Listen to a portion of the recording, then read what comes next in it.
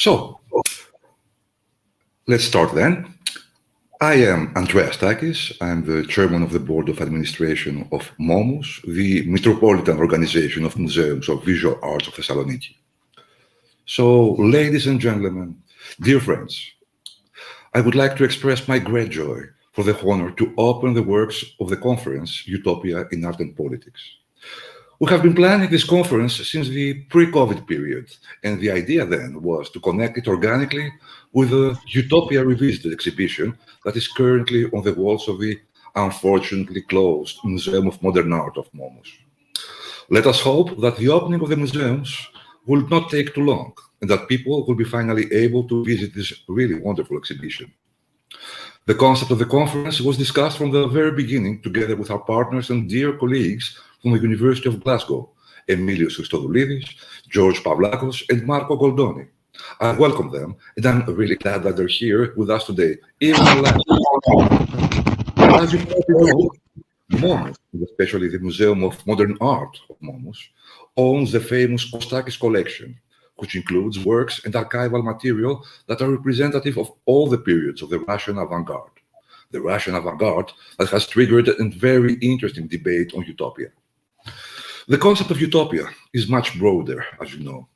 Utopianism in its political and artistic expressions had from early on a remarkable degree of critical awareness of the social condition.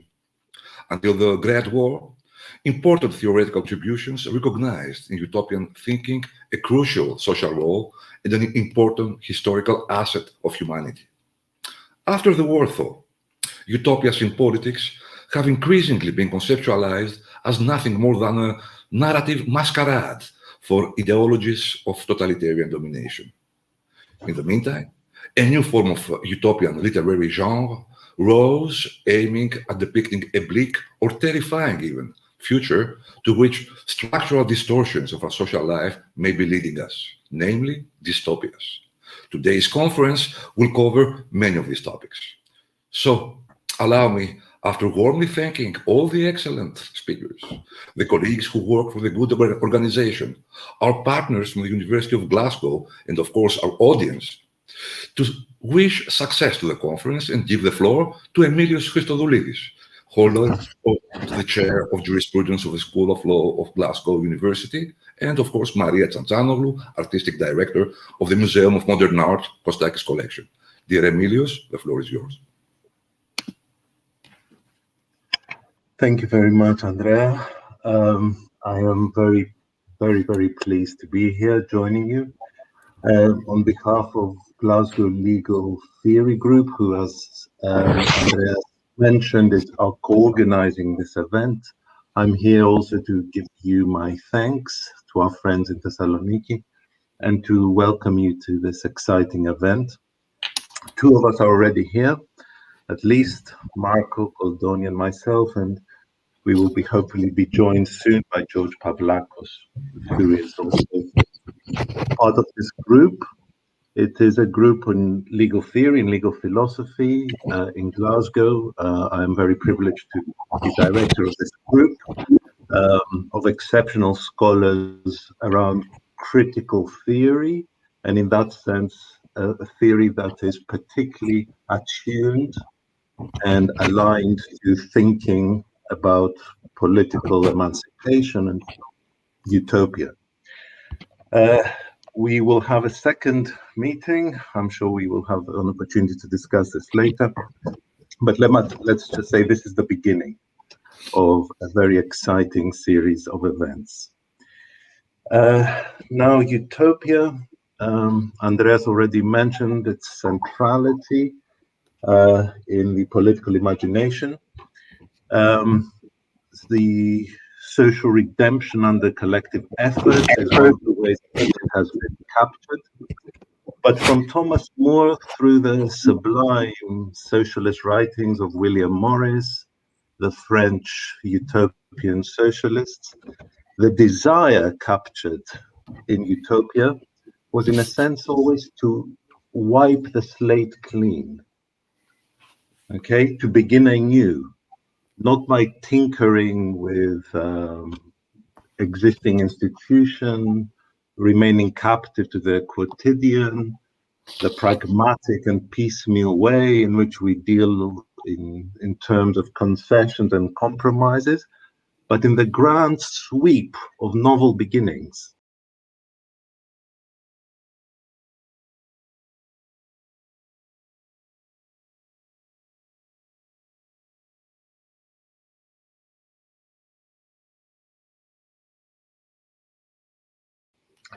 And if art is perhaps its privileged site, it becomes more difficult when it comes to politics.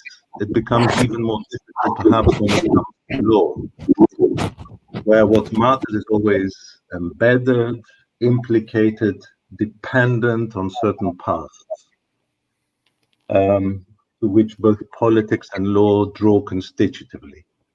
But today we have art, and in a sense, it's Utopia's most privileged expression. And we're looking at what it might mean to inaugurate society outside given past dependencies, outside givens. That is its promise, and that is its meaning. And I look forward to the fantastic series of talks that are lined up today. Thank you. Maria. Thank you, Milios. Dear friends and colleagues, let me welcome you in turn and thank you for your participation in the Conference Utopia in Art and Politics. Let me also welcome the friends who are watching us. I will be very brief because we're all looking forward to hearing our esteemed speakers. The exhibition that is currently in MOMus-Museum of Modern Art-Costakis collection and is entitled Utopia Revisited, Literature, Philosophy and Politics in the Russian Avant-Garde, led us to the idea of this conference.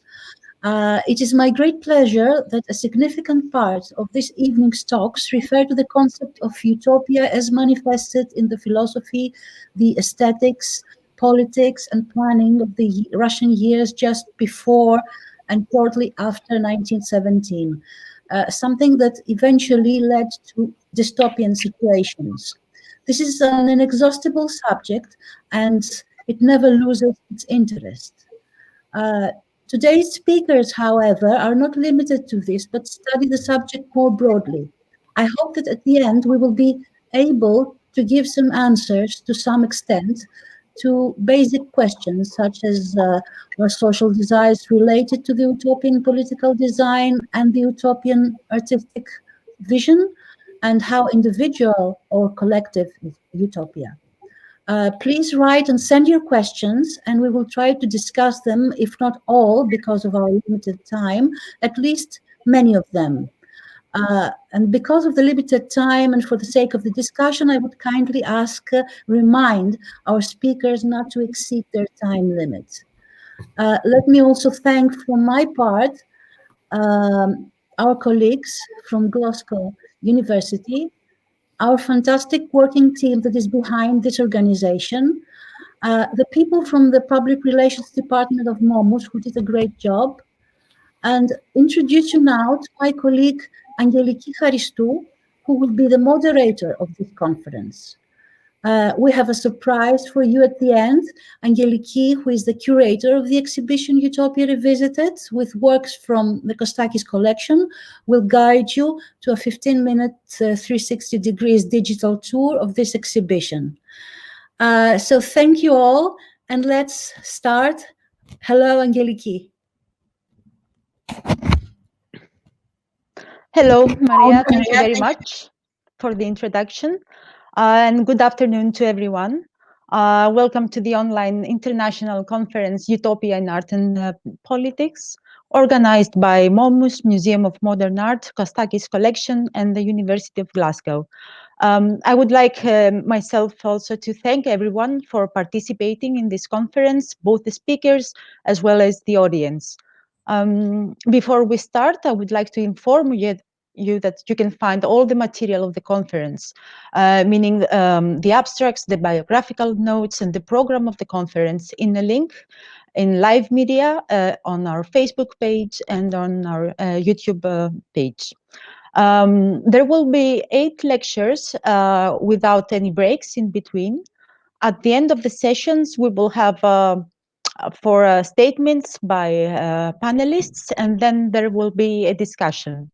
You can leave your comments and your questions on live media, Facebook and YouTube, and we can address them to our speakers, and they will discuss and answer them in a discussion that will follow after the panelists.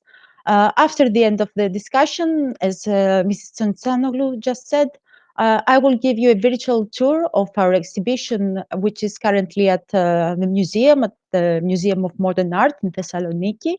And the title of the exhibition is Utopia Revisited, Literature, Philosophy and Politics in the Russian Avant-Garde. Now I think we can proceed to our first speaker, Mr. Alexandros Zonis. Mr. Zonis is an architect, an author, a researcher, and emeritus professor at Technical University Delft. He has contributed largely on architectural theory, history, and design cognition. Since 1975, he has collaborated in many projects with Lien Lefebvre, and in 1985, he founded and directed Design Knowledge Systems, a multidisciplinary research institute for the study of architectural theory and the development of design thinking tools at the University Delft. Mr. Zonis, you may proceed. Okay, you can start. Yeah. Well, thank you very much for giving me this wonderful opportunity to talk about something open and full of excitement like utopia at a moment of being locked up and being oppressed by almost everything. And due to your generosity and the generosity of the technology being not only available outside of the confinement, but being not only in utopia, but in pantopia. So we are always everywhere. And I would like to start beyond thanking, saying that it's really a fascinating topic at that moment to discuss. And we'll have to find out what actually utopias can do for us. This is more important than actually trying to find out what utopias are and the esoteric aspects of their workings.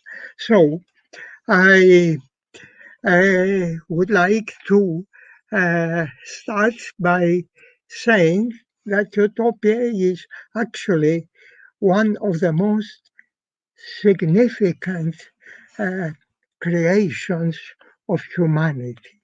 It's partially a creation of humanity and partially an exploitation of the competence of our biology, of our brain, and of our social interaction.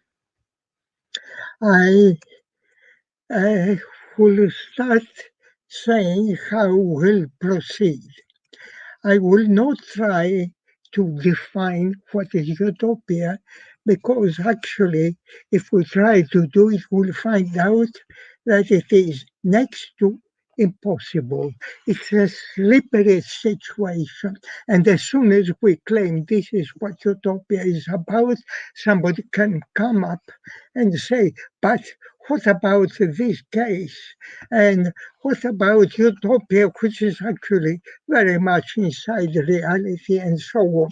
So what I'm proposing is a kind of technique, to borrow Wittgenstein's idea of family resemblances, that the identity of utopia is actually identifiable without identifying it by following the chain of multiple shifting, chaotic uncircumscribed ways of acting and reacting at different times, occasions, natural and human, something that we call, that has been called utopia.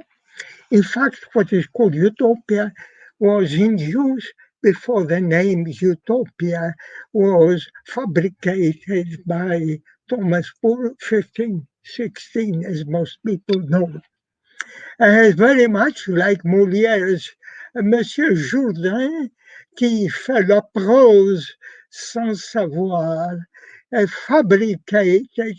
have fabricated and consumed utopias without having a name for that.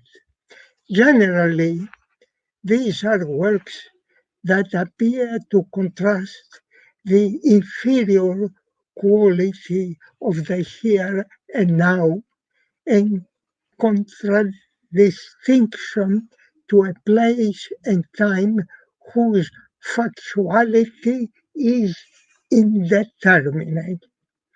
Now, utopias in this case, according to this very vague and fuzzy definition, can be found in Homer, can be found in the Old Testament, can be found in the text of the Nomothesis, the establishment of law by Lycurgus, as presented by Plutarch, and certainly it can be found in the birds of Aristophanes and most of his works. Here today, I will start and end my discussion to have a feeling of utopia and not a definition, with a case of Marquis de Condorcet and his wife Sophie de Condorcet, and the second part of the 18th century in Paris, or for short, the story of Sophie and Nicolas. Why we choose that? One of the reasons is that during these wicked days of pandemic, virus infection, confinement, social distancing, Me Too and exit, resisting without resistance, and of uncritical crisis, I, together with William, were thinking a little bit nostalgically about the Paradise Now post-May 1966 days when we did research at the Bibliothèque Nationale, working on a special, among other things, issue of the Revue du 18e siècle dedicated, of all things, on sain and malsain, healthy and unhealthy at that moment, was not viewed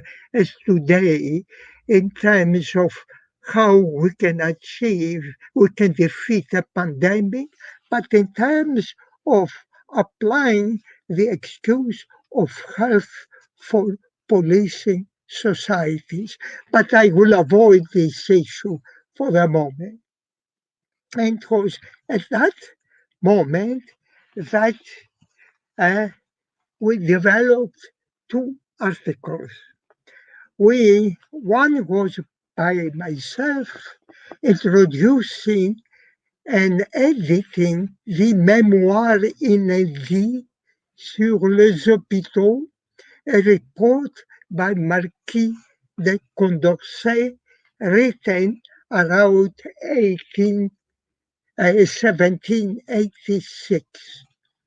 It was part of a group of studies undertaken what Condorcet was doing by the Académie des Sciences to find a solution to replace the old medieval Hôtel Dieu hospital in the middle of Paris, which was threatening not only the health of the society, but also the social order, very much a situation like today.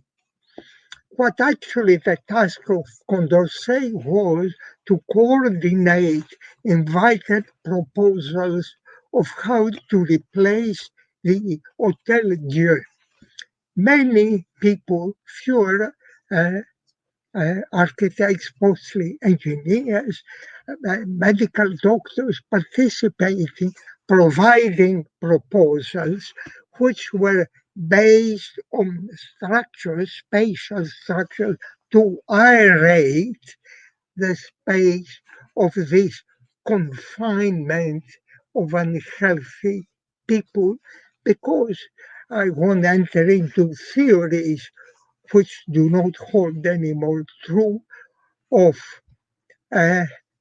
unhealthiness, of disease developed by putrefied air. This is a pre-microbial science, but also pre-scientific, according to contemporary science, is how air moves around to aerate. Again, I won't enter into that, and there were many rather naive ideas by aspiring engineers and doctors about how we can aerate. The debate continues today, believe it or not, in relation to our pandemic virus. Condorcet was administrating this whole business as member of the academy, but behind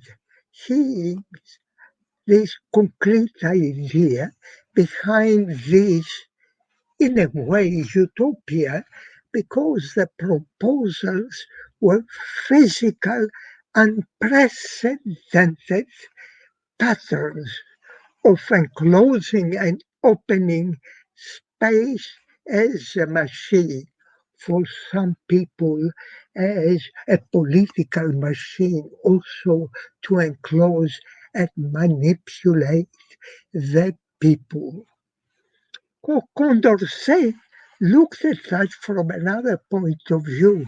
Immediately in his mind came the idea, why one central device to confine disease instead of a decentralized distributor pattern? Why something which is under a centralized authority and not something which is decentralized, based in the quartier, in the neighborhoods of Paris, controlled by the participation possible of all people of the neighborhood, specialists and non-specialists, who experiment, discuss, debate, achieve something, and communicate it to the rest. Now, this idea was finally didn't win most of the engineers and medical doctors, but the debate was mostly central on the pattern of those highly centralized machines of aeration. And the debate was stopped because the revolution arrived and everything was upside down. In the same issue of La Revue du XVIIIe siècle, Lefebvre and I contributed an article on the ideas of the therapeutic function of landscapes and of the 18th century under the title Sentimental Geometry and the Therapeutic Landscape. Here, the patient, not the patients, did not suffer from an epidemic miasma. His sickness, grave, painful, according to the author, was caused by a social condition, his expulsion from the community. The alienated, the exiled person was Jean-Jacques Rousseau, and the texts were published as Reverie, Dreaming, Daydreaming, du promeneur solitaire, of a solitary person strolling, which he wrote between 1776 1778, about the same time that Condorcet and doctors and engineers dealt with the Hotel Dieu. Rousseau's utopias took many other forms. In other words, Rousseau texts of making something to avoid pain, to overcome unhappiness, took many ways, many of them highly political, that cost him quite a lot, including the exile from his own Swiss liberal community. Here in the fifth promenade, Rousseau describes how he recovered the pain by an antidote, which was isolation. So, defeating the pain of exile by another further level isolation. But this is psychological isolation in a dream. The alternative world that he proposes is a situation of moving water, reflections, aromas, shaking leaves of trees, inside which that individual daydreaming forget all pains of the existing factual reality.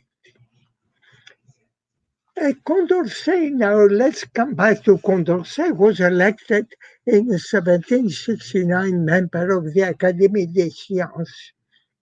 In 1776, he became secretary perpetuel, and his popularity with the other members was due to his optimistic feeling that the world ills would be overcome through science that delivers truth.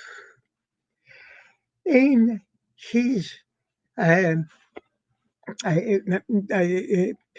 next to his memoir, with 2 years difference, Memoirs sur les hôpitaux, he wrote another memoir, Essai sur l'application et analyse de décisions, in other words, on how an assembly of people, an open, unregulated, uncontrolled, non-hierarchical assembly can come into a combined, synthesized decision which represents l'intérêt général, the interest of all the participants. Contrary to recent comments, the conclusion of Condorcet, which was arriving at a paradox that participatory voting assemblies of governed by majority are leading to an undesirable conclusion. Contrary to that, people have interpreted his conclusion as being undemocratic, as being refusing the possibility of a better society through the assemblies, the post-revolutionary assemblies. Maybe this is what contributed that a few years later, although he had joined the revolution, he is imprisoned and ends his life, his body disappearing, and an empty box in the Pantheon reminding us of his presence. The same time as he is in prison, his wife, Sophie, is writing to him a series of letters. The letters are expressions of personal love and personal sympathy, but also about sympathy in general. That is, the community of people who are finding happiness in being bound together in what we call community, a term which he is not using.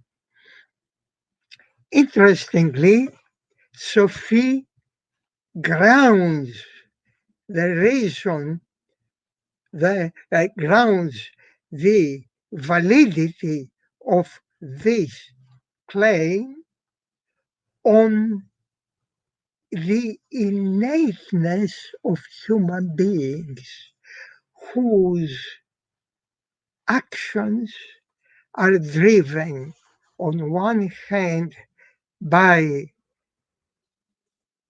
egoism and search for hedonistic satisfaction, on the other hand by the sympathy of doing things together. Now, what's very interesting is that she goes further, claiming that the unhappiness at that time of humanity, including her personal unhappiness and the upcoming execution of her husband, is due to the institutions which cultivate and support inequality and extreme selfish behavior. Although her text is highly subversive, still, because it was published on a more calm situation during the Bonapartean order, she is not published, but continues claiming the idea of community, sympathy, and equality of all people, equality of all classes, and equality between men and women. And we find her actually dying a very different situation from her husband, in a home full of people debating peacefully with her the utopia, the coming society. Now, the two texts are searching to find a new situation, but also they are utopians, but also express a psychological situation which Laurence Lebras, a curator of Bibliothèque Nationale today, just last year in a fantastic exhibition about people stating before their people stating their hope dans la situation extrême, that is situations before death, before execution, before love loss, before mourning whatever loss.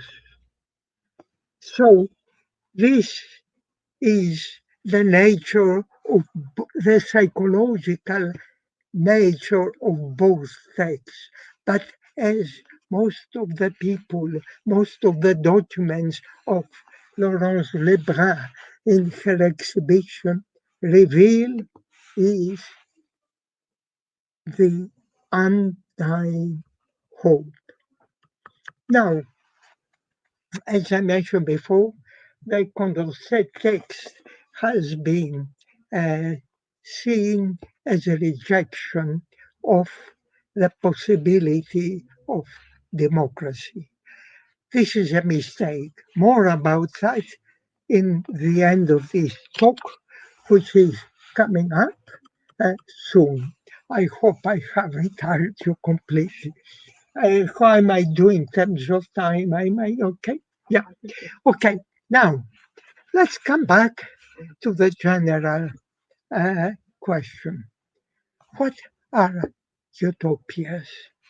What are those texts which keep on having a different device, a different attitude towards reality?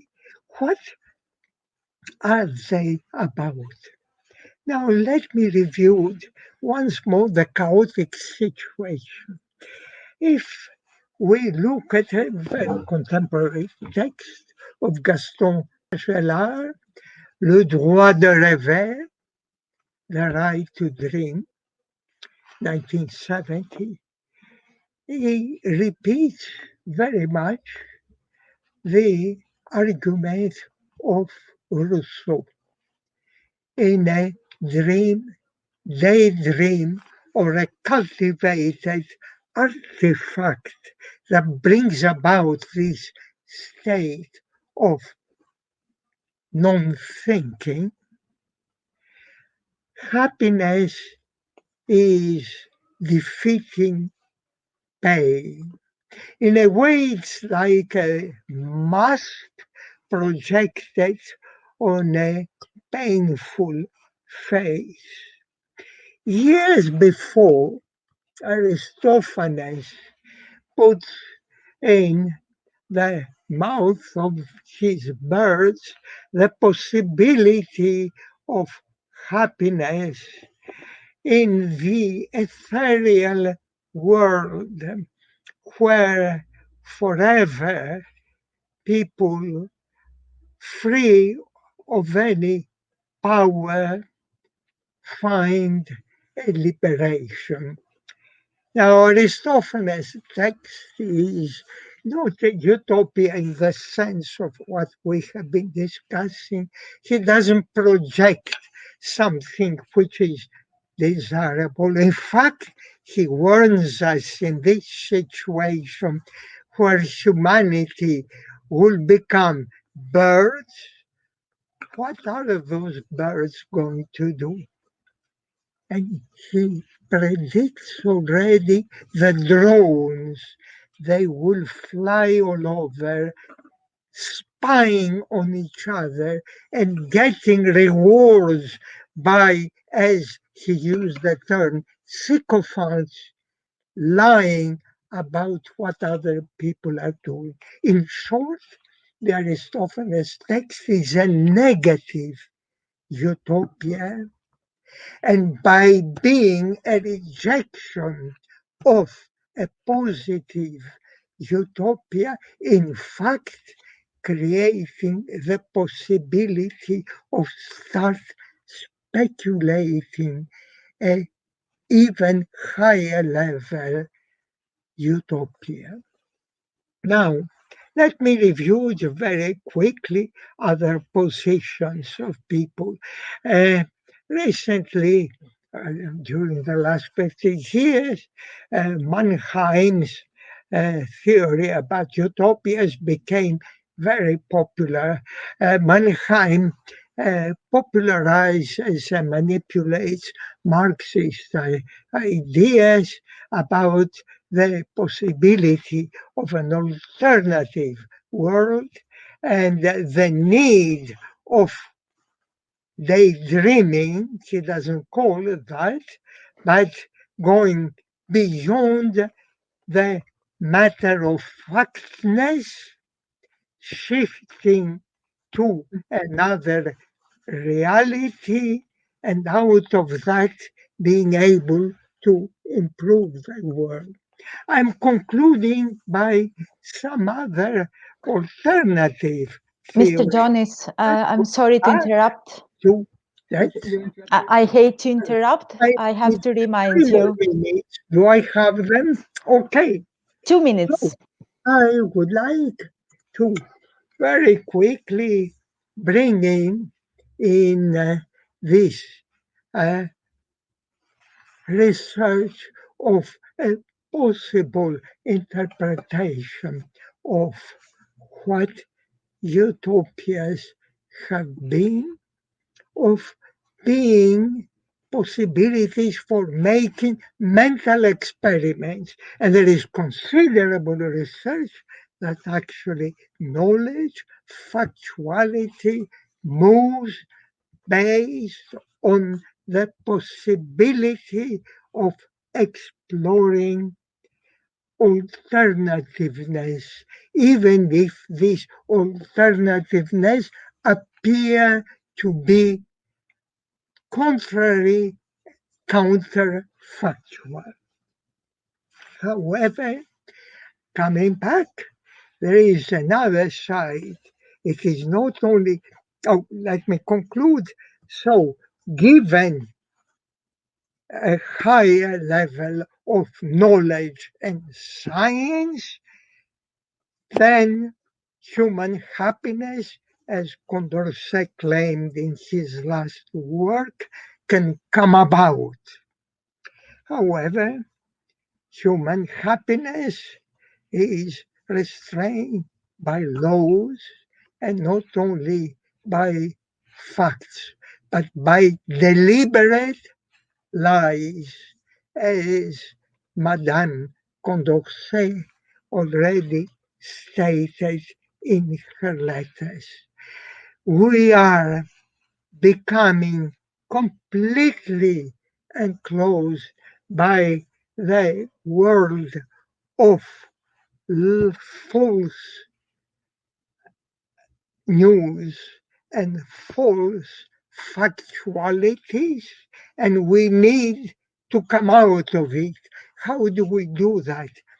Quickly, I will give credit, of course, to Aristotle and his idea of catharsis through defamiliarization. Now, defamiliarization is an idea usually associated by Brecht and Trotsky, but in fact, Aristotle had a name, catharsis, cleansing up. Now, let me finally come to a real conclusion. On one hand, you need this distraction of familiarization that makes you and closes you in a world of lies. On the other hand, as Maimonides already warned, human beings are human beings. They need something material, something they can sense through her material reality. And this is why we need fabulation. So that's another idea of what the utopias do. They use allegory to take problems, sociological, political, and so on, and dress them in a kind of fable to make you understand them.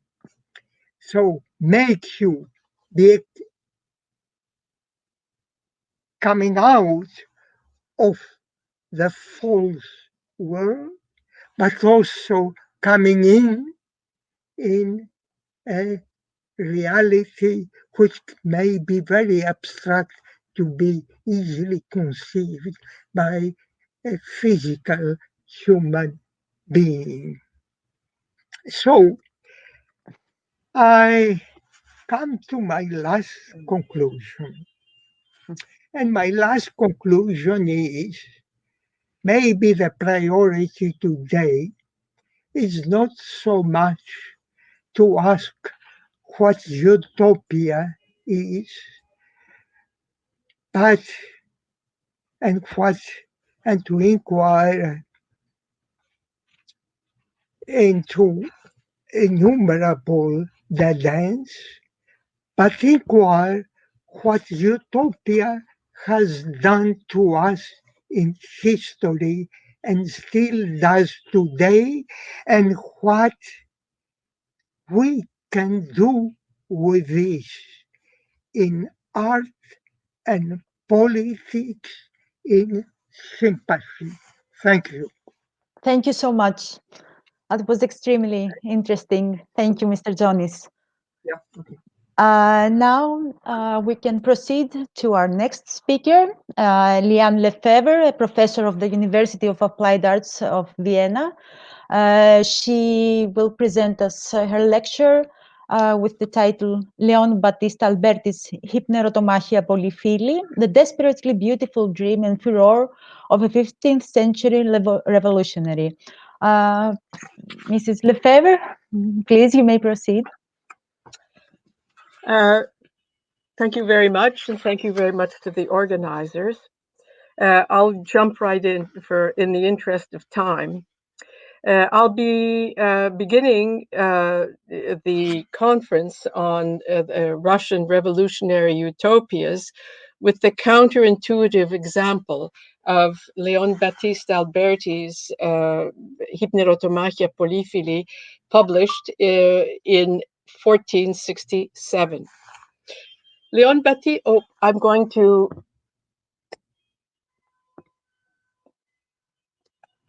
there.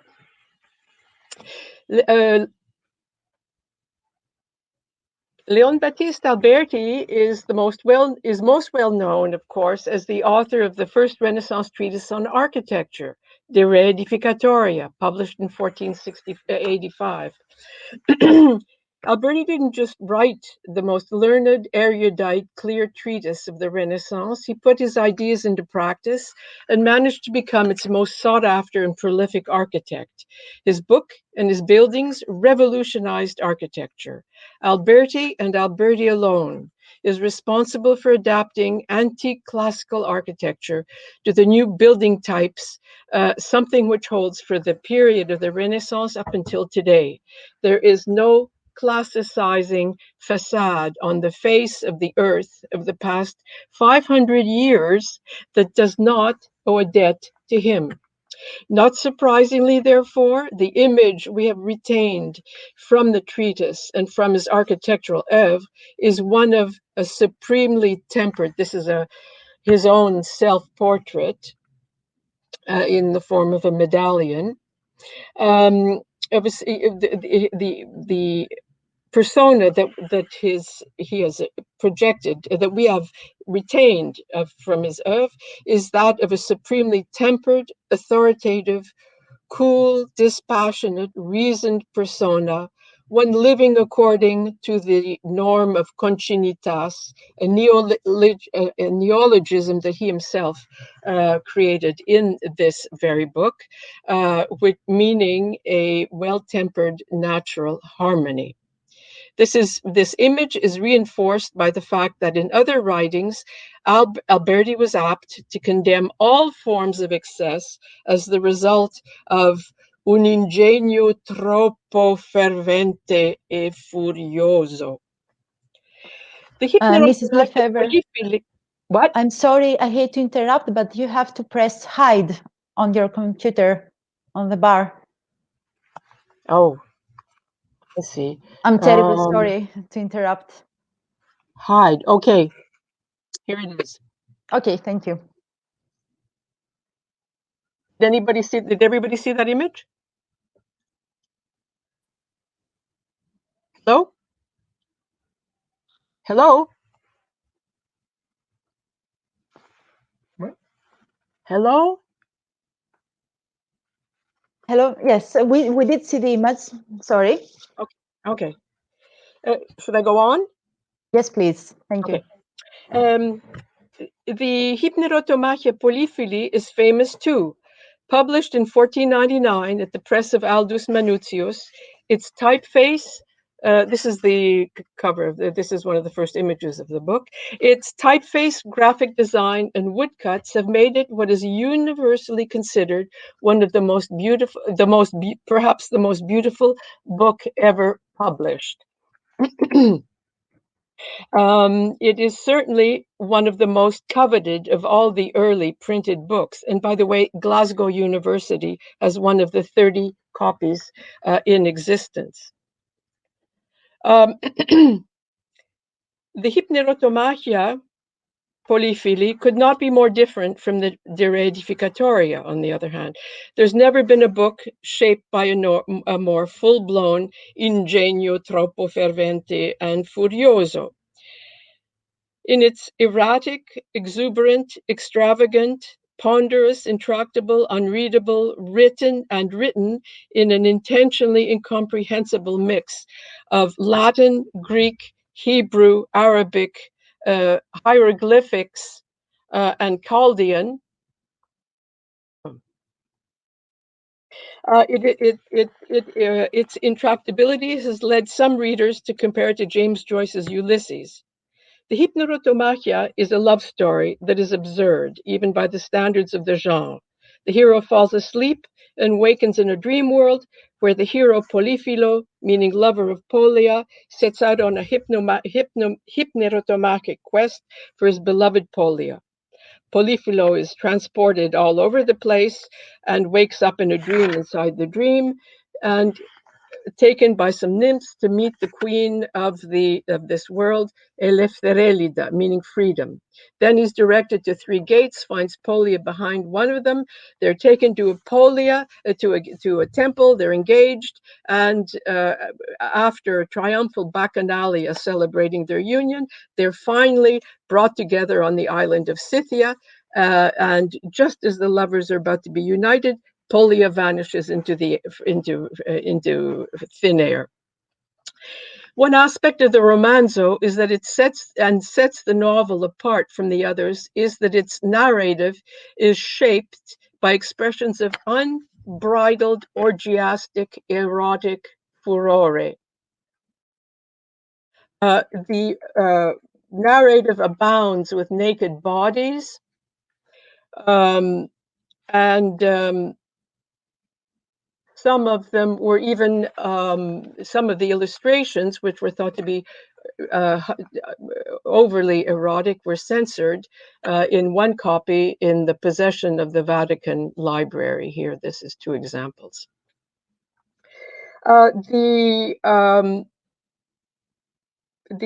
book is generally attributed to Francesco Colonna, a Renaissance, to somebody called Francesco Colonna, because of the acronym Frater Francesco Colonna Polia Paramavit, which is composed out of the first, an acronym composed of the first letters of each one of the chapters. Scholars have been divided because there were two Francesco Colonnas at the time. One was a dissolute monk from Venice. The other was the scion of the dynastic Colonna family in Rome. I'll not go into why it's not possible for either of these two to have been the author and why all other scholars are wrong. The reason for my attribution of the book to Leon Battista Alberti is that there are a great number of remarkable coincidences between his work and this. First, Alberti was not only an architect, he wrote at least 7 books on love that have been ignored by other scholars. Second, a mere 30 pages of 370 of the book are devoted to the action of the actual love quest, to its dialogues and inner monologues. 200 pages are exclusively devoted to the description of the beautiful architecture that dots this, that is contained in this perfect dream world. A great hybrid temple and pyramid, which is half a kilometer high, alone takes up 50 pages. By the way, it looks a little bit like the cover of the building on the cover of this poster. The great 76 of the first 78 pages are occupied by a painstakingly minute description of an exquisite boschetto, a palm grove, a great bridge, and an octagonal bathhouse in which there are nymphs swimming, and a palazzo. These descriptions are not just immensely erudite, they employ all of the neologisms Alberti had invented to describe architecture in the De Re Edificatoria. In addition, the philological sources for the architecture of both books are identical. The rest of the book is taken up by descriptions of beautiful landscapes and gardens and antique gardens. And we know that besides being the most sought-after architect of his day, he was also the most sought-after landscape designer and garden designer. In addition, the book is full of ingenious mechanical devices, and Alberti is also known as one of the most inventive mechanical and hydraulic engineers of the Renaissance. The book features automatically opening doors powered by magnets,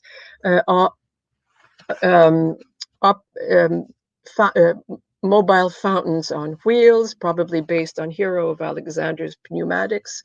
And then there's a gigantic light bulb of glass suspended on chains from a ceiling, on which are etched a skirmish of children riding dolphins.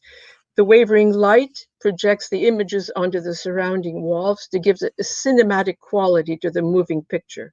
And in one building, there's a surface that not only reflects passersby as in a mirror, quote unquote, but also preserves their memory like a photograph. Fifth, Polifilo loves Polia, but Polia means many things. And indeed, Polifilo loves the many things in the book even more than he loves the figure of Polia. He loves the gardens, he loves the mechanical devices, and especially he loves the architecture. Most of the erotic furore of the book indeed is directed to its buildings. To make a long story short, he even makes love metaphorically to one building.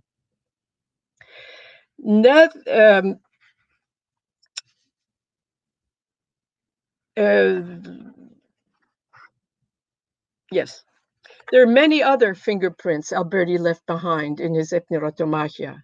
Among them is the picture of the winged eye, quidtum, with his quidtum. This is a drawing by Alberti himself, and as you can see, he includes it in his also in his drawing from which a print was made for these hieroglyphics. And if you look, here is the eye again, below his face in the medallion we saw in the very beginning. Most obviously, Alberti's job in life was as a papal abbreviator. He worked in the papal court and as someone who wrote speeches and condensed speeches for the Pope. And the painting on the left is of Alberti himself, and he's wearing exactly the same cloak as a papal abbreviator in the as Polyphilo does in the Hypnerotomachia, Polyphilo. He's dressed like a papal abbreviator.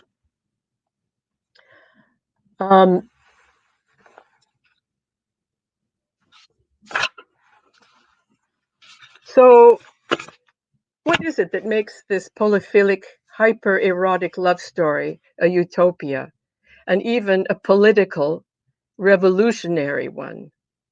The answer is that Alberti was a civic humanist who also wrote many political writings that targeted magistrates, priests, philosophers, writers, and merchants, denouncing abuses of power at every level of contemporary society. In his Pontifex, he attacks the corruption of priests, lamenting their crass ignorance and disregard for education as they condone violence, nepotism, and the behavior of slothful parasites that they surround themselves with. In Commodus, he writes about the difficulties of a civic humanist in a society rapidly slipping towards autocracy. In his encomium to his dog, Canis, he compares himself to his pet, controlled by masters before whom he is powerless and doomed to silence. His book, MOMus, in particular, abounds with disturbing images of violence, and is his most critical revolutionary writing. It is aimed against the ruthless, sanguinary ferocity, rapaciousness, inequity, and mercenary behavior of the popes. For this humanist who referred himself always as a vir populi, a man of the people, it is here that this man of the people, MOMus, explains in the face of the corruption of the time, borrowing from Virgil's Aeneid, the phrase armas, armas viri, a call to rise up against tyranny. A phrase which the French Revolution was to translate as aux armes citoyens. Leon Battista, after all, was an Alberti. His family mansion was one of the birthplaces of Florentine civic humanism at the end of the 14th century. And for this, they'd been exiled following the Civil War, which opposed them to the neo-absolutist Albizzi faction that took over Florence. In parenthesis, just before that, there had been two cities in Italy that had retained their status as republics, and that was Florence and Venice. All the others had been taken over. The book Paradiso degli Alberti, written in the end of the 14th century, about that same time, describes the discussions that occurred in the house among fellow citizens of this, quote, illustrious patria, who devote all their time and attention to the affairs of our sacred republic in order to maintain her sweet liberty. The Hypnerotomachia Polyphili, to go back to the book that we're considering, refers to its own date of completion as 1467.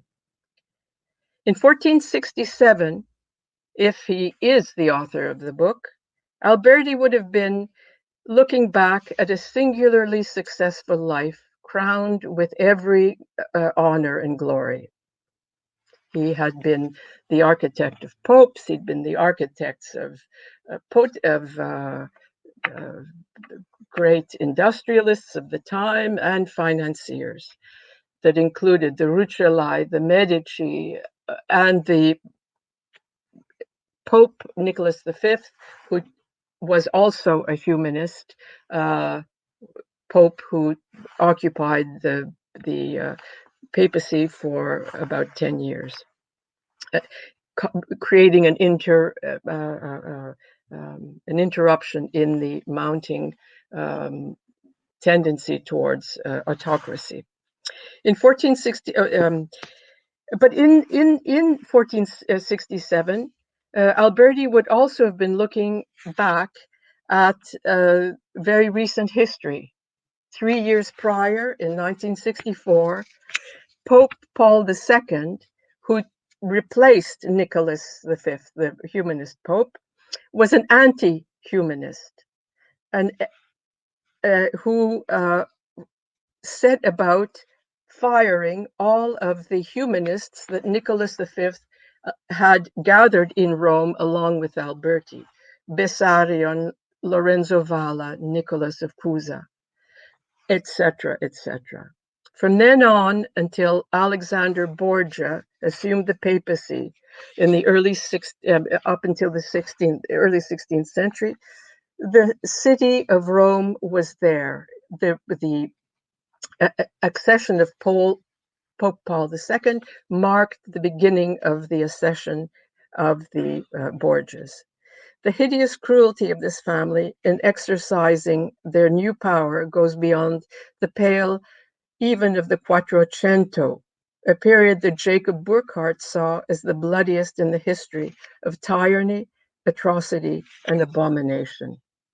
In fact, the humanists were not only fired, they were put in jail, and one of them died in prison.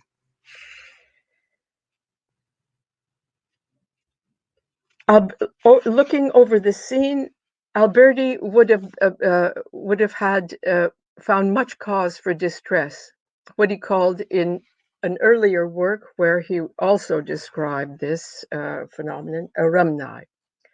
Nicholas V, like Alberti and the other humanists, was a sworn Republican. To be a civic humanist, let's be clear, meant that you were a humanist. It meant that you were a Republican in the 15th century. He was and Paul was just as fierce an anti-humanist. Alberti would have, as a result, seen himself, along with his fellow humanists with Republican sympathies, fired, imprisoned, and tortured. What he saw there would have inspired even more distress: the end of humanism and the end of republicanism in Rome, and the ensured rise of the Borgias. Written on the verge, so this would make the Hypnerotomachia Polyphili, as we will recall, written in 1467, something that had been written on the edge of a horrible abyss, too horrible to contemplate. Like Condorcet's, that Alex talked about, Condorcet's Le Progrès de l'Esprit Humain, written while he was waiting to be guillotined, and his wife Sophie's treatise on friendship following her husband's execution. The Hypnerotomachia Polyphili, deeply flawed as it may be, almost incoherent, shaped by both a fantastic exuberance and extreme rage, the product of both passionate attachment to a vision of reconciliation and desperation at the spectacle of the upcoming collapse of the political conditions that were necessary for that vision's flowering. This ecstatically erotic, profoundly wrathful book can be seen not only as the legacy of a genius enamored of his life's work, but as a polemic manifesto in defense of civic humanism and all the beauty that it was capable of in the face of an increasingly aggressive, anti-democratic order. Finito. Thank you.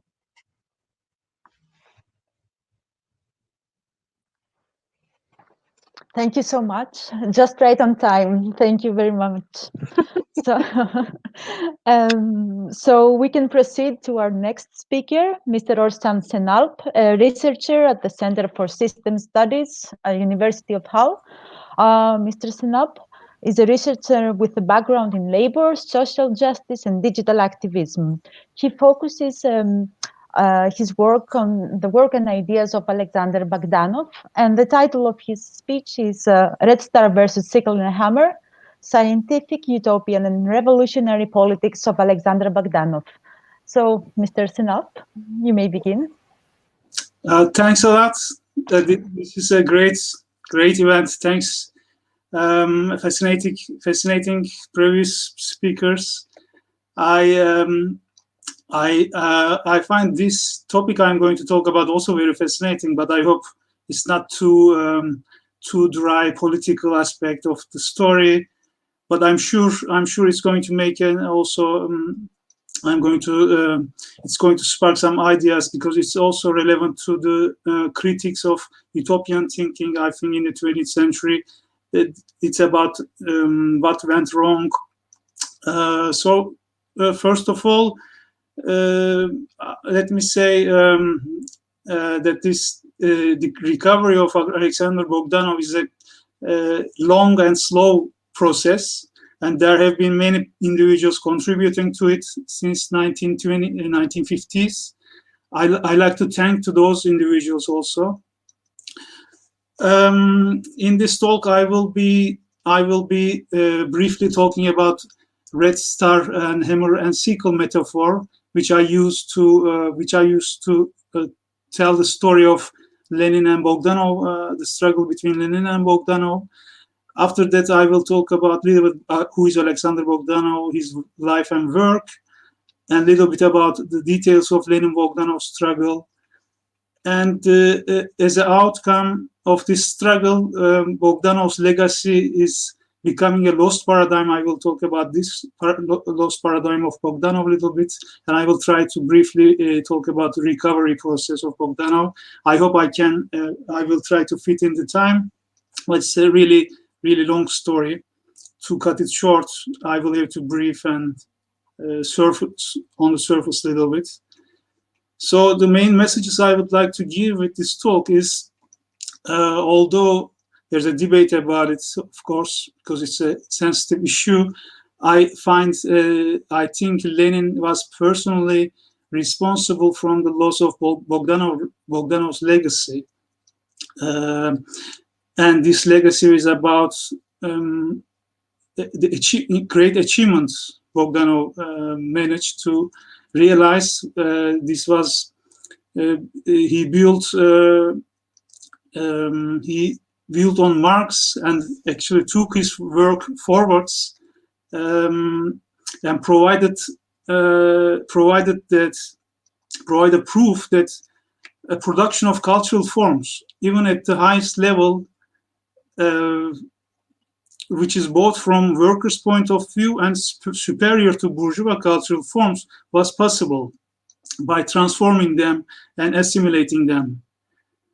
Bogdanov's most notable achievements were a unified science he called technology, universal science of organization he called it, and a scientific worldview he built based on this science, and his main political strategy, cultural revolution and cultural hegemony, actually first version of cultural hegemony theory, was about the dissemination of this worldview and the methods of this science behind it to do directly to workers through the organization of prolet cults, proletarian university, and workers' encyclopedia. So the recovery of Bogdanov's legacy, first of all, calls for a massive whole-scale reconstruction of the 20th century Western thought, including Marxism and the critics of utopian thinking. I think the story of Hammer and Sickle and Red Star is telling this story very well, because in short, Hammer and Sickle emerges as a global symbol of communist, socialist workers' movements and states as a result of an official state-backed policy. So there is a short story of it. There's a competition in 1918 held by the Commissariat of Enlightenment to decide about the May Day symbol. And this symbol, it took a little bit longer to decide. At the end, it was decided in summer, and it was ready for the November 1918 first anniversary of the revolution. And it was adopted as the state's symbol together with Red Star in 1923. And it turned through Comintern and spread of Marxist-Leninist parties and movements. It became a global symbol. On the other hand, Red Star was the actually first official Soviet symbol adopted by Red Army in March 1918, and yet its origin is not documented by research. So there's no information about who designed this symbol. And actually, it is in my contention. I mean, I contend that this symbol comes directly from Red Star, the novel First Bolshevik Science Utopia, written by Alexander Bogdanov in 1908, in which Bogdanov gives a sharp image of future communist society, how it works, how it came about. And he compares this to the situation on Earth during the first Russian Revolution in 1905. So, although I believe, although Lenin didn't really like about this fact, and he looked for his own, I mean, the symbol of his own, which is Hammer and Sickle, I think it directly reflects, it symbolizes Lenin's theory of revolution based on alliance between peasantry and industrial workers, which came at the end, was not a good idea. I mean, it didn't work after the revolution. So I think this story between Red Star and Hammer and Sickle reflects the discussion and struggle between Lenin and Bogdanov very well. So if we look at who was Alexander Bogdanov, I mean, most of the people wouldn't know the details of Bogdanov's life. Well, he was a polymath, lived between 1873 and 1928. He was a natural scientist. He was a doctor by education, poet, author, philosopher, scientist, educator, and revolutionary. He was one of the 22 who formed the Bolshevik faction in 1903 and 4. And Bolshevik historian Mikhail Pokrovsky once said he was acting as the vice leader of Bolsheviks at the time. And he was indeed the principal leader of Bolsheviks in St. Petersburg during the 1905 revolution. He was their representative in the Workers' Soviet, and he wrote most of the pamphlets and propaganda material during the revolution. And after the fail of the revolution, around 1907, 1908, the political positions of Lenin and Bogdanov started to clash on each other about important issues, and Lenin increasingly saw Bogdanov as a rival, serious rival to his leadership. And this rivalry came out public with the publication of Materialism and Empirical Criticism in 1909. The sole objective of Lenin in this harsh polemic was to attack and eliminate Bogdanov politically. Below, I will return to the major episodes of Lenin's lifelong struggle against Bogdanov.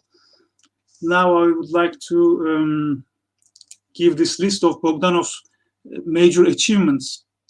It is really very significant list, and it goes longer, but I picked most important ones here because they are more related to my argument. I would like to highlight systematic Marxian study of ideology and social consciousness, alienation and cultural hegemony, way before the Western, critical Western Marxists or neo-Marxists, and technology, which is seen as the first systematic form of systems, cybernetics and complexity paradigms emerged in the West.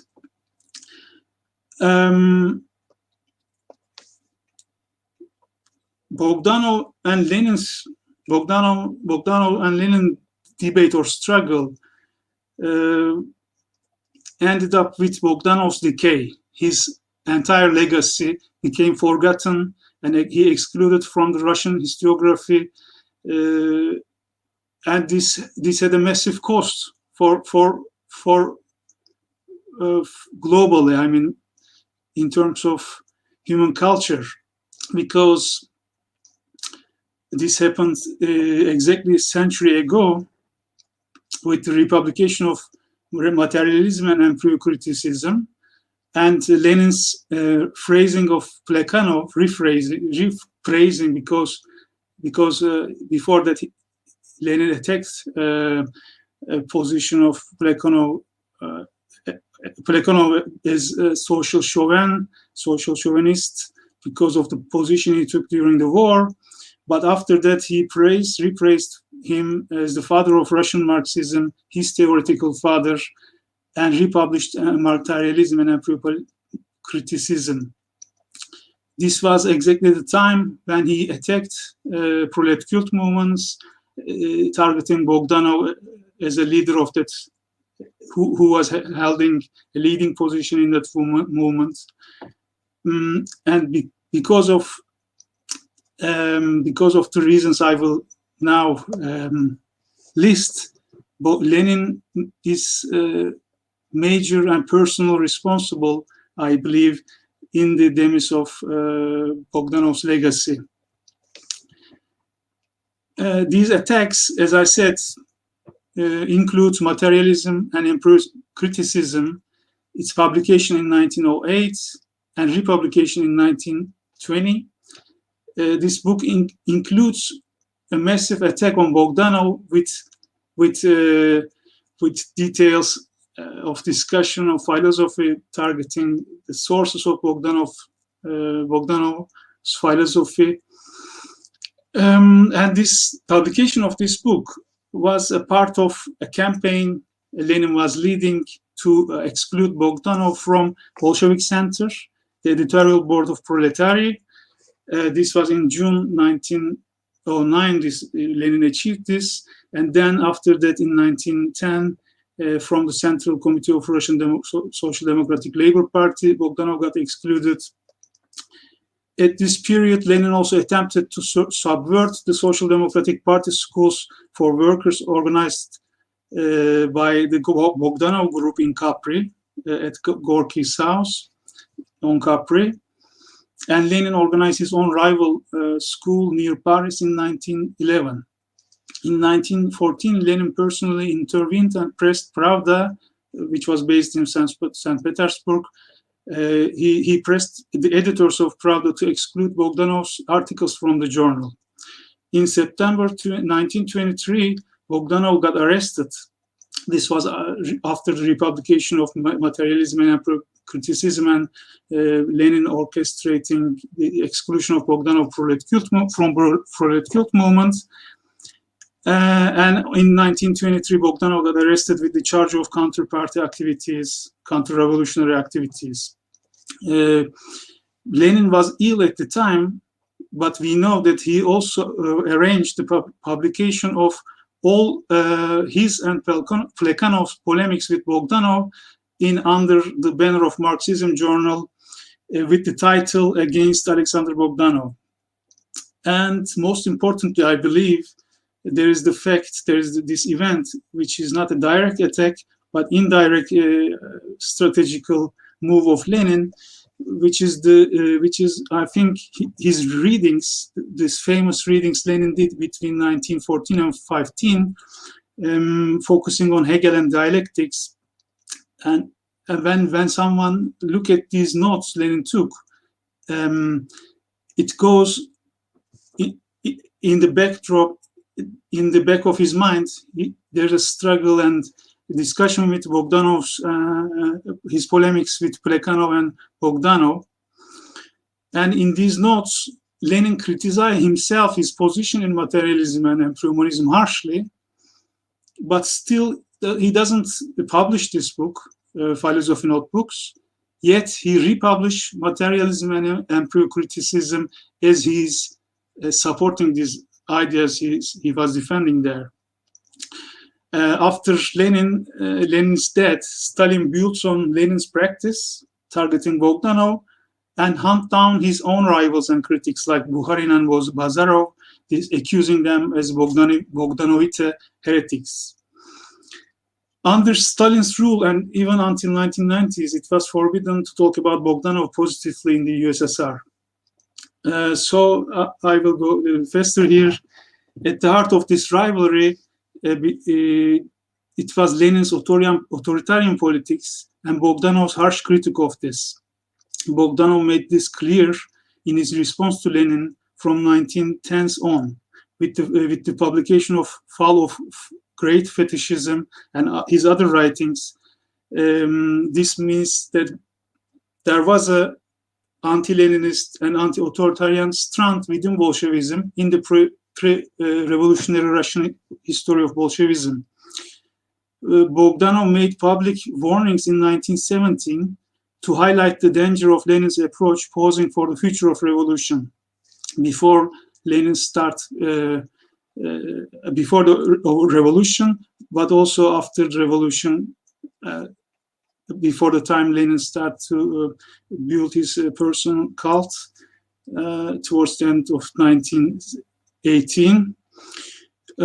So Bogdanov's main objective in developing his universal science of organization and the project of Union for proletarian culture was, in a sense, about eliminating these sort of dangers by the empowerment, genuine empowerment of workers in terms of the cultural production of communal culture by workers themselves.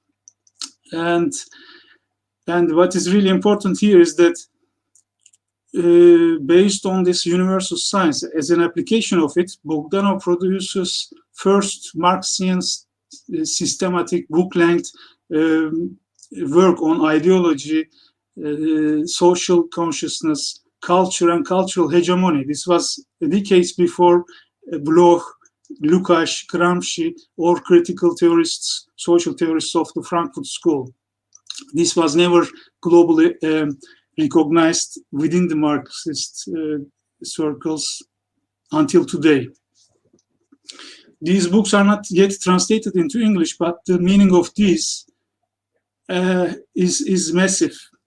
It means way before the emergence of Western neo-Marxism, critical Marxism, as opposed to orthodox Lenin-Stalinist versions of Marxism, there was a critical strand within Russian revolutionary period. If this strand was not suppressed by Lenin's attacks, and then after him, Stalin, the entire world Marxism could have been following a completely different direction. That's why the recovery of Bogdanov requires a kind of entire reconstruction of Marxian theory and practice today. I don't have much time. I have to jump over this very important part. Maybe I can just stress this. Today, it is becoming clear that the scientific philosophy Bogdanov provided with technology and embryonism, it was more successful than those provided at the time by the mainstream philosophers like Bertrand Russell, Henry Bergson, Edmund Husserl, and Nikolai von Hartmann, for example. And this is relatively very new development that theoretical physicist Carlo Rovelli, in his 2020 book Helgoland, he argues that the scientific worldview Bogdanov developed help us today to understand what quantum mechanics has been telling us about the nature of reality. This is a really important development. And I wanted to go over the rediscovery, rehabilitation, and renewal of Bogdanov, but I don't have time for that. So these were the people producing articles and books since 1950s in Russia, in the West, in Italy, in France, in German. They are very valuable. There's a growing literature on Bogdanov.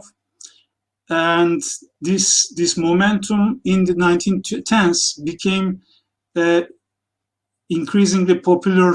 There came increasingly popularizing works like Paul Mason's Post-Capitalism, Mackenzie Wark's Molecular Red, a spherical book edited. The English translations of Bogdanov's work is making a big impact in the West now. It is comparable to Gramsci's discovery in the 70s, I believe. And late, all these books in Italy, there's a massive. There are new translations, new novels about Bogdanov and his work, and the first book-length biography of Bogdanov just published in 2018. So these, in recent years, it's like every year there's an important book coming about the topic, and these are the translation, Italian translation of Red Star, new Project Cult novel, and these are the sources you can find more information about Bogdanov, bibliographic information about the writings on Bogdanov and from Bogdanov. And these are two events coming up. One we are organizing at Hull, and one will be in Moscow, organized by Financial University Systems World of Bogdanov Conference. So I stop here. I think I'm on time. And thank you for listening. Thank you so much, Mr. Sinapis. It was very, very interesting. Thank you. And at this point, I would like to remind the audience that they can send their comments or, most importantly, their questions on live media, on our Facebook page and on YouTube, so that we can address them to our speakers at the end of the sessions and have a discussion on the issues that you raise. So our next speaker is Mrs. Maria Tsantsanoglu, Artistic Director of MOMus-Museum of Modern Art, Art-Costakis collection. She's an art historian and a curator specializing on Russian avant-garde.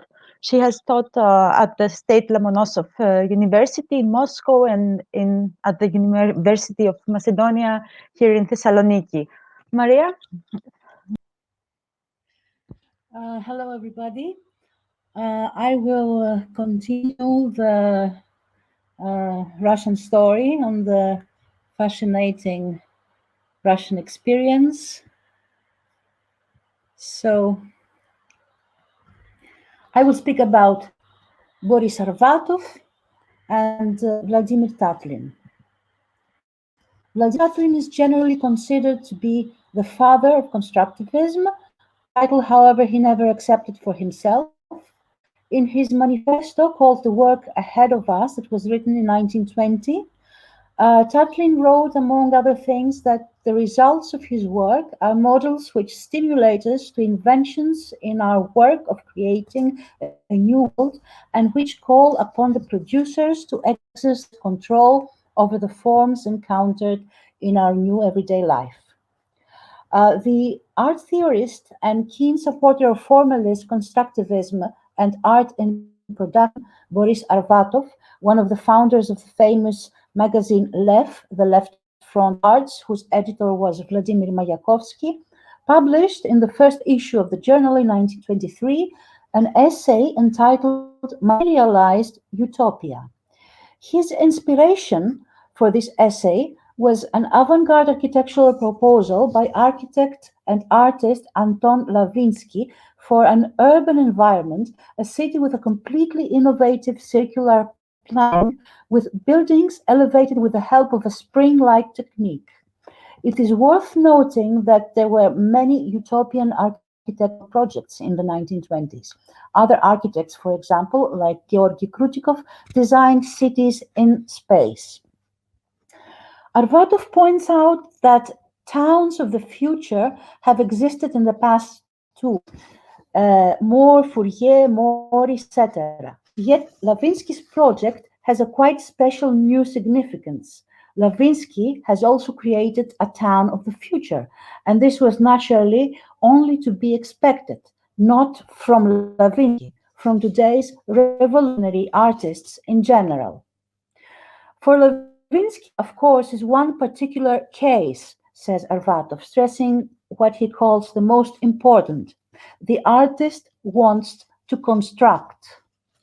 This was the basic idea of the constructive theory as it was described in different manifestos after January 1922, when the exhibition Constructivists was held at the Poets' Café in Moscow, in which younger generation artists presented constructions also based on form, texture, and the combination of different materials. This exhibition served as the justification of the constructivist method. But Tatlin had worked exactly on the combination of different materials for his non-objective three-dimensional works, which he called painterly reliefs and counter-reliefs, to stress that these objects were far from the usual notion of relief and had nothing to do with traditional sculpture already since 1914. What impressed Arvatov in Lavinsky's proposal had already been largely proposed earlier by Vladimir Tatlin in 1919. 3 years before the Constructivist exhibition, Vladimir Tatlin designed and built a model of a tower dedicated to the Third International. Lenin had set up the Third International at the Comintern office in 1990, and Tatlin Monument would serve as the headquarters of Comintern in Petrograd. 3 levels revolving at different speeds, from the first in the form of a cube, the second of a triangular pyramid, and the third of a cylinder, would host functions of the Comintern Committee. The building known as Tatlin's Tower was given the title Monument to the Third International by Tatlin himself. The art critic Nikolai Punin defended Tatlin's work. He wrote that the basic idea for this monument evolved on the basis of the organic synthesis of the principles governing architecture, sculpture, and painting, thus providing a new pattern of monumental construction, combining the purely creative form with the functional. The building was based on the composition of architectural, sculptural, and pictorial elements with studied rotating forms of metal and glass, electrical elevators, heating systems, projection systems, and telephone and radio transmitters. It was designed to be 400 meters high. The tower was never constructed. The huge amount of steel, the complexity of the structure, and the looseness of the soil near the river made the project impossible to implement. Nevertheless, it became legendary straight away, and Tatlin became a hero among avant-garde artists. His fame crossed the border of Russia. His project became a source of inspiration for what the new art can offer to the new society. The project has a new overturn of Tatlin. When younger generations started studying the culture of materials, Tatlin rushed to explain that the time for pure synthesis of materials has been exhausted and should give its way to new forms of everyday activity. This is exactly what Arvatov points out, that only the alliance of the artist and the engineer eliminate the traditional notions of urban aesthetics. The project strikes both the artist and the engineer. Arvatov writes, to the former it says plainly, hands off the business of life, you who have remained on Parnassus. The latter, it summons to revolutionary boldness and to a break with traditional aestheticizing towards the organization of life in all its extent. While artists were still discussing the artistic value of the construction, Tatlin went further on to speak about the next stage of constructivism. He chose the most excessive and at the same time transcendent way to convey the message, the design of a building that looks as if it is emerging from a science fiction scene. Arvatov was not the first to envision the active role of art in the shaping of a new utopian society. Vasily Kandinsky encouraged synthesis and dialogue between the arts, and he argued that it would not be long before a new structure will be built, the fruit of common thought and of all kinds of art, adapted to all kinds of art, both existing and those we dream of. Kandinsky called this ideal edifice Great Utopia. He published his theory on Great Utopia in 1920 and argued that our knowledge of what is considered art is very limited today. Kandinsky did not lead the definition of Great Utopia through constructivist theory, but by following his own parallel path of thought. He was initially influenced by symbolism and theosophism in the formulation of the theory of Gesamtkunstwerk, the ultimate work of art, a theory which he later developed in his 1920 manifesto text entitled The Great Utopia. Kandinsky was the first director of the Institute of Artistic Culture, the INHUC, where the theoretic foundations for the constructivist movement were born and developed. Boris Arvatov was involved with the Institute when it was founded in 1920. Obviously, the concept of feasible utopia was the focus of many discussions. Arvatov was a supporter of the idea that constructivism should aim to lead art into a production that would break away from the bourgeois stereotype of the beautiful and of high art, and radically change the aesthetics of everyday life and ultimately of society as a whole. He writes, brought up on the canons of bourgeois art, the engineer is almost always just as much of a fetishist as his blood brother, the architect. So engineering falls into the sweet embrace of aestheticism and thereby voluntarily condemns itself either to a narrowing of the problems or to social conservatism.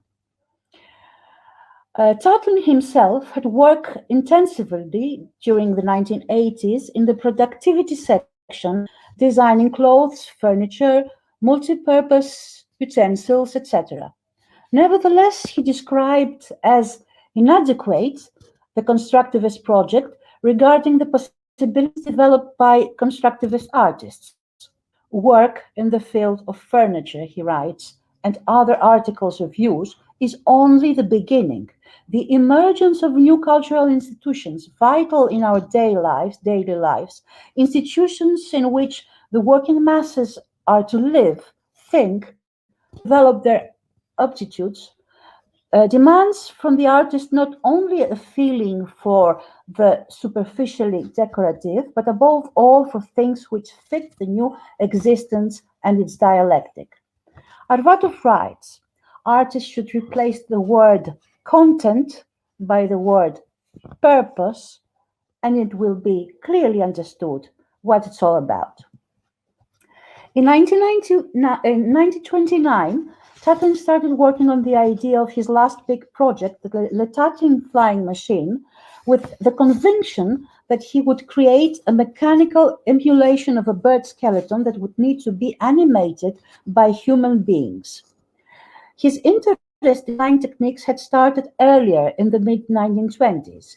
His accurate studies of anatomy of birds and insects, the organic forms, the scientific research, and his consultations with engineers and physicians, a surgeon and an expert in anatomy, prove that Tatlin didn't want to invent something from scratch, but instead make a replica that would unexpectedly prove to be useful to mankind.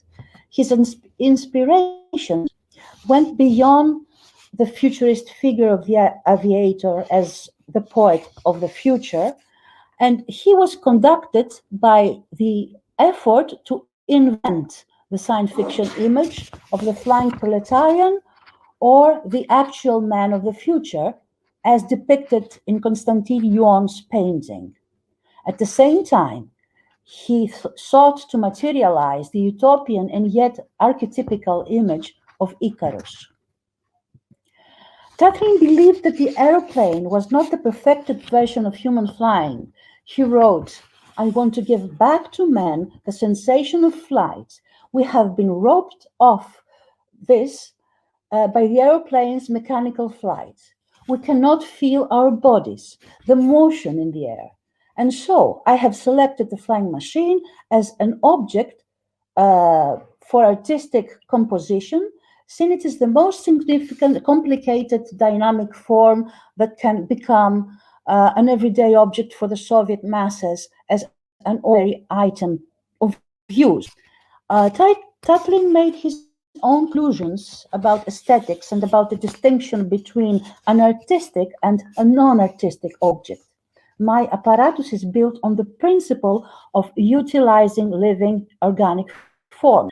The observation of these forms led me to the conclusion that the most aesthetic forms are the most economic."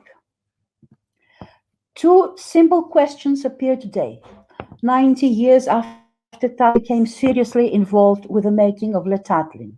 Why did Tatlin, in the time of a large-scale collectivization, decide to propose an outright individual project? Did Tatlin really believe Le Tatlin would fly? In a time when science was enough advanced in the Soviet Union, how did he or his consultants not see the deficits of the apparatus? Tatlin apparently believed that his Le Tatlin could be able to fly, but at the same time, he stated that his flying machines should be treated as in principle as a work of art. He claimed art in this respect is work with the shaping of the material. But finally, this question, especially today, proves not to be important at all, otherwise we wouldn't value the significance of an unsuccessful and useless construction, and we wouldn't seek the importance of a reproduction of Le Tatlin apparatus, since none of the original 3 Le Tatlin objects made by Tatlin and exhibited in the Pushkin Museum of Fine Arts in 1932 have fully survived. As Arvov points out, pioneers always hold in their hands just a banner, and often a torn one at that. Surely they do not cease to be pioneers for that. Tatlin's project was abandoned in 1932, the same year that independent artistic organizations were abolished as a prelude to the introduction of socialist realism, which in 1934 was enshrined as the only approved aesthetic method for the arts. This gives Le Tatlin and its pursuit of the freedom of flight a significant, symbolic importance as the last major design of the avant-garde period. We always refer to Tatlin as the artist who conceived 2 utopian constructions that were never actually materialized: the monument to the Third International and the Le Tatlin.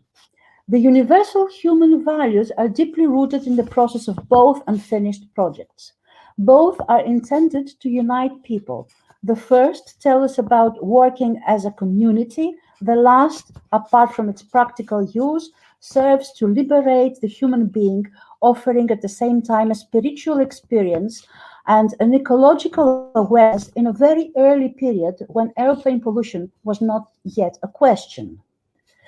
In 1919, Tatlin put on paper a number of positions for his article to be published at the first issue of the journal International of the Arts, which was never published. These positions prove the priority he gave to the importance of invention in the artistic context. The unit of initiative is the basis for the power of the whole in the direction of knowledge and invention. They also propose an answer to the question about the collective and the individual. Invention, he writes, always manifests itself as the conclusion of the tendencies and wishes of society as a whole and not of the individual. What one can conclusively say is that both the Tatlin, the Tower and the Le Tatlin, despite having proved defective and thus not materialized as they were initially planned by the author, they were never considered as failed projects. I would dare say exactly the opposite. Constructivism indeed contributed to the formulation of a new aesthetics of everyday life. The new forms and new combinations of material changed our homes, our tables, our chairs, our objects, and our clothes. Constructivism carved a new trail for architectural and industrial design. More than an artist constructor and an artist producer, Tatlin was an artist inventor. Tatlin, the inventor of two major but failed projects, became one of the most popular artists of his time. His popularity had spread beyond the Russian borders. He himself suffered from depression in the last years of his life. But the impact of his work on both his contemporary artists and the younger ones is enormous. His projects are unfinished, but never aged. Arvatov, who committed suicide in 1940, argues that there are many types of utopia. Utopias that are born passively, utopias that are fascinated by the past, and revolutionary utopias like Fourier's utopia. He writes, taking root in the bosom of the historical process, such a utopia becomes a material force which organizes mankind. And that is when we can say with a capital letter, utopia. For who does not know that without Fourier and others, there would have been no Marx? If a materialized utopia is at present only alternatively similar to a realized utopia, then one conclusion must follow: help to realize the path indicated, or finally develop, continue further, reform, but do not turn aside. May this individual attempt, this romantic leap across the abyss, to turn into a collective, deliberate collaboration organized on laboratory lines. Utopias are visions of a perfect society. They are not idealized visions. They can be designed, planned, tested, failed, retested with one purpose: to be materialized. This is a scientific method, and at the same time, it is a revolutionary process, and it needs a precise program. Arvatov argued on the scientificity of utopia in another essay from 1923 entitled Utopia or Science, or Science, Utopia or Science. And I will end my talk with Arvatov's question, Arvatov's quotation. We must not speak about the art of the revolution without a precise maximum program. The working class will construct its own art on the basis of scientific foresight and consciously planned and organize practical work that is in the same way that it acts in politics and economics. The theory of production art offers the working class here and now the prospect of progressing from utopia to science. Thank you.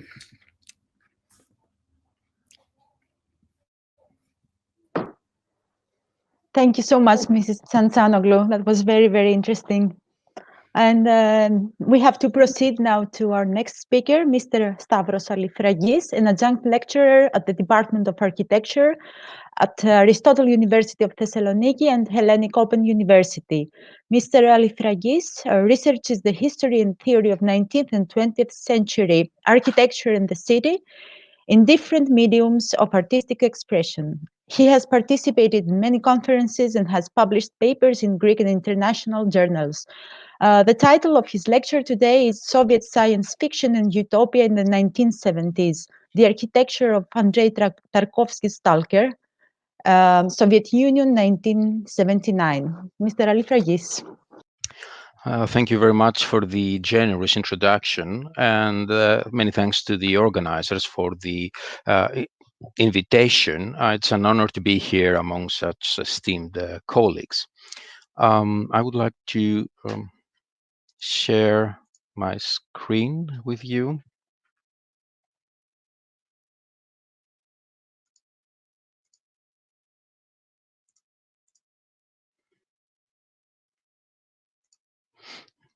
Okay, great.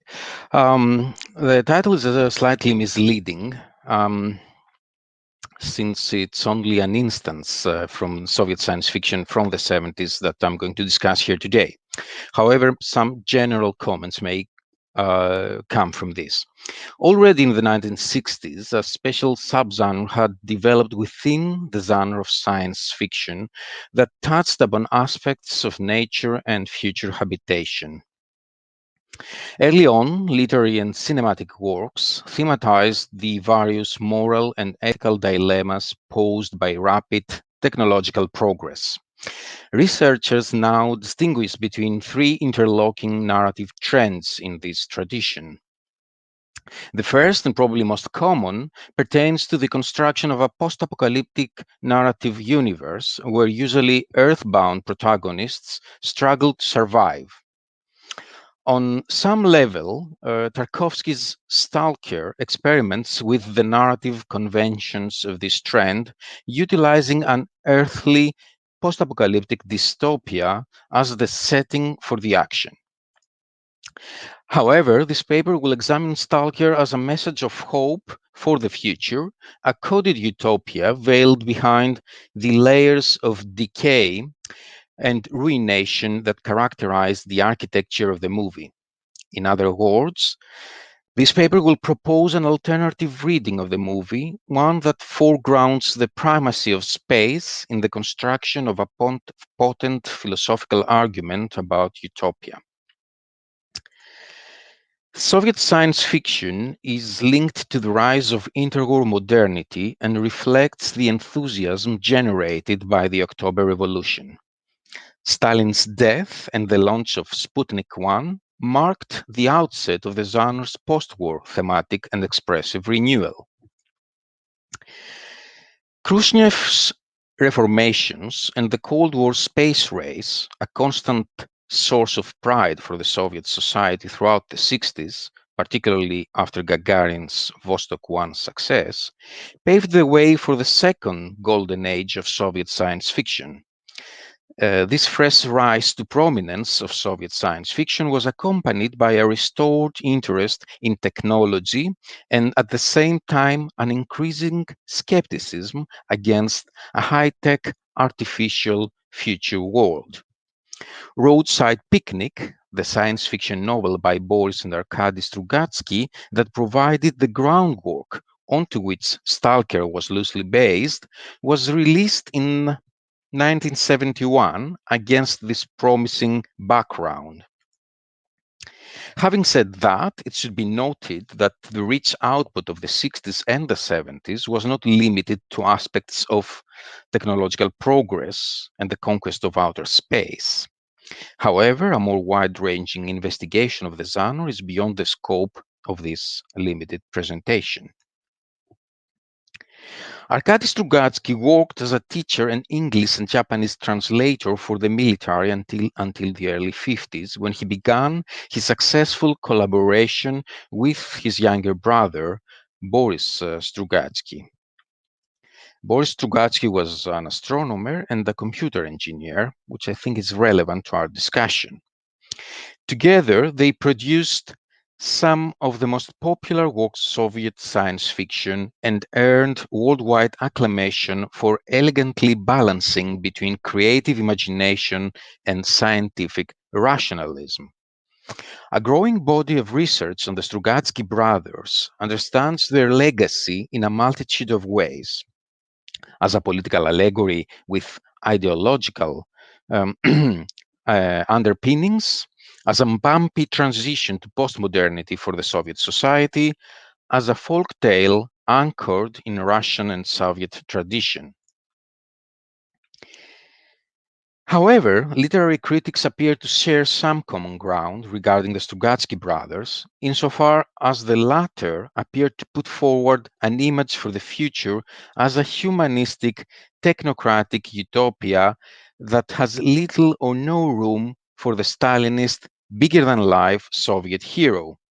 Furthermore, they have substituted class struggle for the struggle of all humankind against an increasingly hostile environment, while science's ethical dilemmas fuel almost exclusively their take on history's dialectical scheme. These principles set with apocalyptic clarity the diegetic universe of Roadside Picnic, one of the most celebrated science fiction works of the genre. Roadside Picnic is a fairly brief science fiction novel that distances itself from the rest of the genre in as much as it shows little interest in describing alien life per se.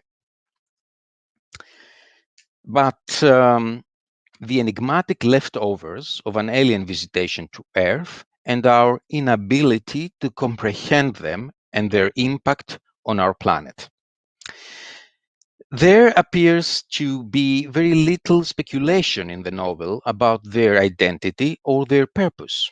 Humanity is portrayed as being cynically indifferent towards the alien visitation, and life continues with business as usual in a self-destructive mode. One may detect an ironic intent here, directed against the conventions of the genre that habitually tackles the encounter with alien civilizations as a turning point in the history of humankind. In doing so, the Strugatsky brothers shift the focus from outer space to this earthly world and from aliens to us humans, thus underscoring their essentially humanistic project. As a matter of fact, one of the narrative techniques that propel the story forward is the thematization of humanity's cognitive inadequacy. In this respect, Roadside Picnic follows the lead of Stanislav Lem's renowned Solaris, where knowledge of the world as an analytical process of noesis and the corresponding primacy of scientific endeavor are constantly undermined by a worldview that foregrounds perception through sensory stimuli. Lem's enigmatic, complex, and mutable ocean that covers the surface of planet Solaris and the cordoned off visitation zones by the Strugatsky brothers constitute literary spaces that illustrate a phenomenological epoche or bracketing according to Husserl. These aspects call for a conscious suspension of established judgments before phenomena can be re-examined through the way they become manifest. Others will discuss this call as a process of defamiliarization and refamiliarization with the world. Looking at science fiction in cinema as a world-building or terraforming genre alone becomes extremely problematic when it comes to pigeonholing movies such as Tarkovsky's Stalker.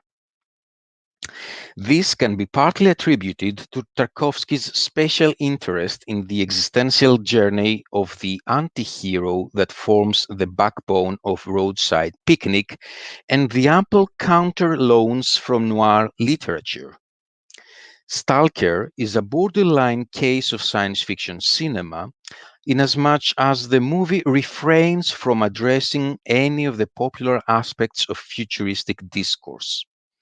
Stalker's cinematic universe is built from the material of today and speaks of the worries of our time, mainly of human alienation. Barham suggests that Tarkovsky's rhetoric is somewhat technophobic and ultimately skeptical towards modernity. Tarkovsky's scientific technological skepticism, which also prevails in his 1972 movie Solaris, can be construed as the cultural response to an epoch that understood strict science as humanity's ultimate goal. In strict opposite to this, Tarkovsky's skepticism signposts the way for a phenomenological perspective as society's ethical imperative. The Strugatsky brothers finalized the script for Stalker in 1975, then titled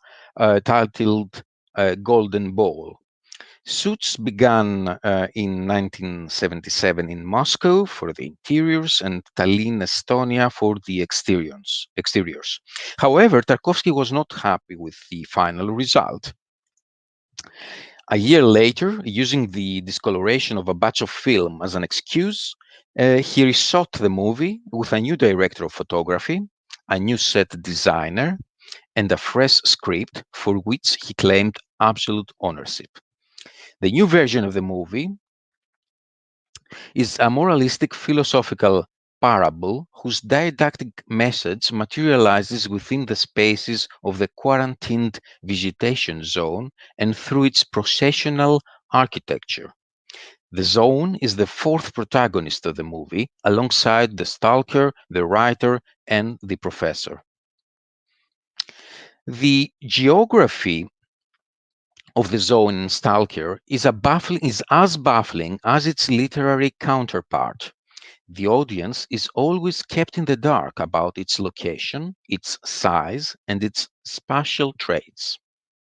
The zone could become any space, whatever and wherever, take any shape, simulate different topologies, and replicate various physical realities, qualities that were despised by Soviet censorship. The cinematic description of the zone is elliptical and vague. It consists of 5 sequences that correspond to matching movie sets and spatial environments: battlefield, dry tunnel, meat grinder, sand dunes, and finally the room that grants all wishes. This paper suggests that Tarkovsky's disjoint film sets become meaningful narrative spaces as a monumental architecture of procession.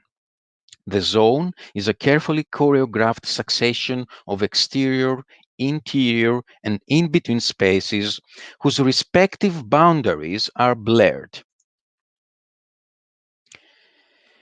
This echoes the emphasis of the Baroque in embodied movement and spatial illusions.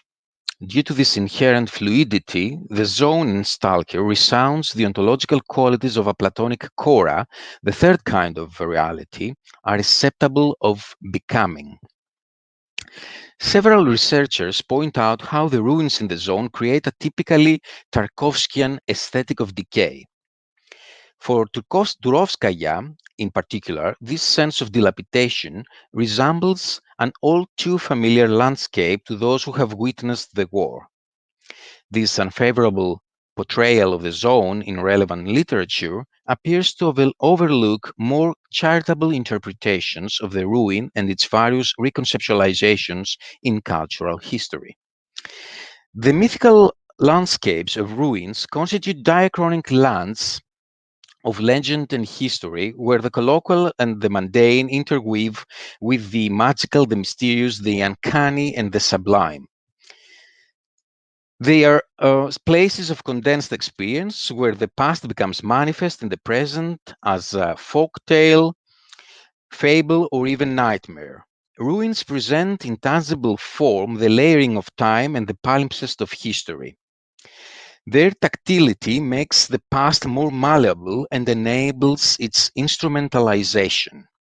Ruins, the spatial imprints of now lost material totalities that hold immense aesthetic surplus value, have played different roles in different times: symbolic, ideological, social, psychological, political, and so on.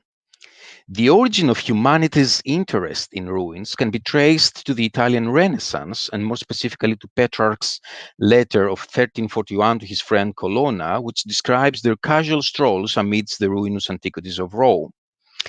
This interest evolves into a field of rigorous research during the 19th century, when the nascent disciplines of history and archaeology and the systematization of scientific excavations began to regulate our relation to the past. However, it was not until Greek and Roman antiquity, Greek and Roman antiquity that captured humanity's imagination anymore, but the more recent ruins of the Middle Ages that became the focus of deliberation by such prominent thinkers such as Ruskin and Viollet-le-Duc. Their work set the foundation for Romanticism's ambivalence and oscillation between two extremes: preservation of the ruin in a ruinous state and creative restoration. The apparently unbridgeable distance between the ruinous and the restored ruin forms a constitutional part of the aesthetic appeal of ruins, which, according to Benjamin, emerged even earlier in the 17th and 18th centuries due to the Baroque. Baroque architecture invested in the intrinsic melancholy of the ruin, the sad realization that the past and its essential substance have been irrevocably lost. Ruins mark the space of this absence. They represent a rift with the present. The fragment of the ruinous ruin recalls the loss of a sought-after totality that now inhabits the nebulous landscapes of myth and history. In short, ruins facilitate daydreaming, and I think dream and reverie is a recurring theme in this conference, and I'm very glad about this. Industrial ruins, such as the carcasses of former power plants and dams that form the cinematic backgrounds and props in Stalker, qualify as particular species of ruination. For instance, abandoned factories do not play a significant role in nation-forming processes, such as constructing national identities, despite the recent emergence of industrial archaeology as a humanistic discipline. These humble and mostly unassuming cells of industrial heritage from the previous century cannot compete with the ornate monuments of the recent and distant past. However, despite their potential banality, they constitute silent witnesses of a lived past that allows for less institutionalized encounters with otherness.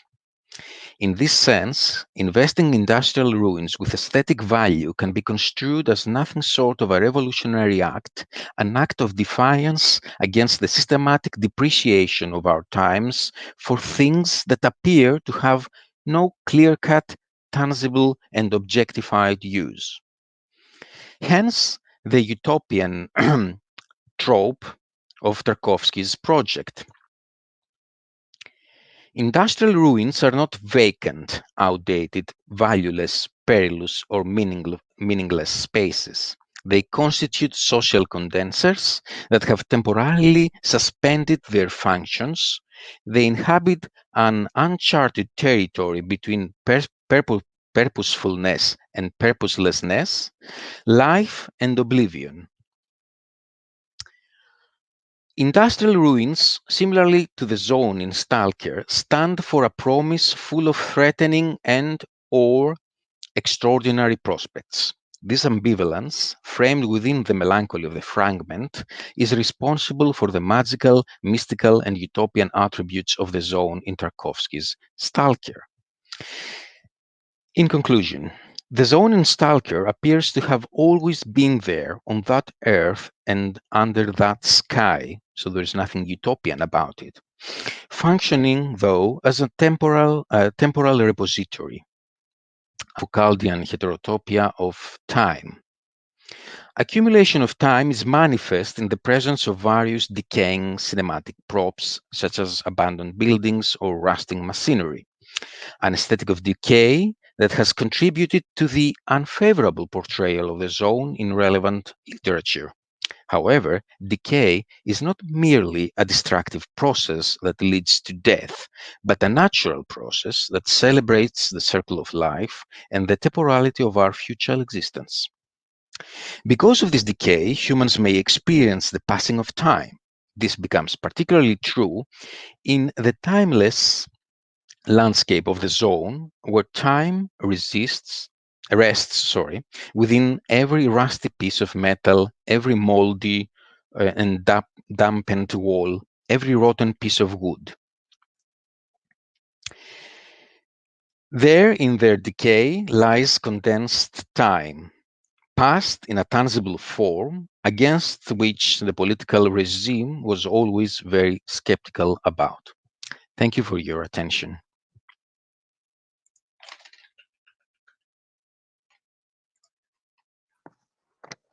Thank you so much, Mr. Elifragis. Stalker is always so fascinating topic. So now we'll proceed to our next speaker, Mrs. Thuli Misirloglu, an art historian and acting director of MOMus Experimental Center for the Arts. She has collaborated with many artists, museums, and cultural institutions, both public and private, and she has organized exhibitions and festivals. The title of her speech today is Renegotiating Power Relations in Art Institutions and the New Museum Ethics. Mrs. Misirloglu, you may begin. Thank you, Angeliki. Good evening to everyone. Thank you very much for giving me this opportunity to speak about something that is not so frequently discussed among museum professionals, negotiations and power relations in the arts institutions. Museums themselves tend to be quite fixed constructions in the people's minds. Many visitors still perceive museums to be unapproachable and only representative of one voice, one viewpoint, one culture. The current definition of the museum by the International Council of Museums, ICOM, was formulated after minor additions in 2007. From 2007 until today, there have been significant social changes worldwide that create new needs. In 2016, ICOM decided to rework, supplement, and revise the current definition. However, after much discussion and consultation, no agreement on a new definition was reached at the General Assembly held in Kyoto in 2019. So the postponement of the vote and the return to the issue for discussion in subsequent meetings was decided by a large majority. The ICOM Executive Board set up a new special committee which defined from the outset the new procedure and the way in which ICOM members participate in the investigation of the whole issue, so that the new definition that will be proposed has the greatest possible acceptance. The process concerning the redefinition of the museum itself is quite indicative of the important ethical questions arising for museums, in much the same way that the democratization of democracy has been crucial to the discourse of radical democracy. Although the function of the museum is situated in the domain of public institutions, a museum is neither the street nor the parliament. It is, however, a deeply political space. Can we persist by claiming public and democratic spaces under the current social and economic conditions? Museums ethics is not a universal set of values to be applied indiscriminately, but one thing is sure: moral certainty does not define 21st century museum ethics. So are museums content in the 21st century with the implementation of their programmatic goals? In the 21st century, the demand for pluralism, more democracy and inclusion is strong, highlighting the shift of power to the public, to people who want to see themselves reflected in the collections and the exhibitions. And museums can contribute towards social inclusion at the individual, community, and societal levels. But that would mean a total renegotiation of power relations and the game of power in a more complex way than the new museology of the 70s proposed. This lecture paper, though, does not intend to advance a notion of professionalization. By examining museum ethics as social practice, it aims to highlight an under-theorized sphere of inquiry and argues that in the 21st century, it's not enough to rhetorically or even loosely maintain the project of democracy, but instead to try to implement it with all possible means and with all possible risks, even if this is a differentiated approach to utopia. So it is certain that art institutions have moral agency. How is this asserted, though? Janet Marsden has argued that there are three theoretical positions that should update current work in relation to museum ethics: social responsibility, radical transparency, and shared guardianship. All three strands might sound as self-evident, but are they? Social responsibility is not limited to audience development or more inclusive representations, but also refers to opening up new agendas, new research methodologies, new research questions and factors. The ethical, socially responsible museum of the 21st century recognizes identity of its staff and its public as hybrid and fluid, rather than simply boxes to be ticked.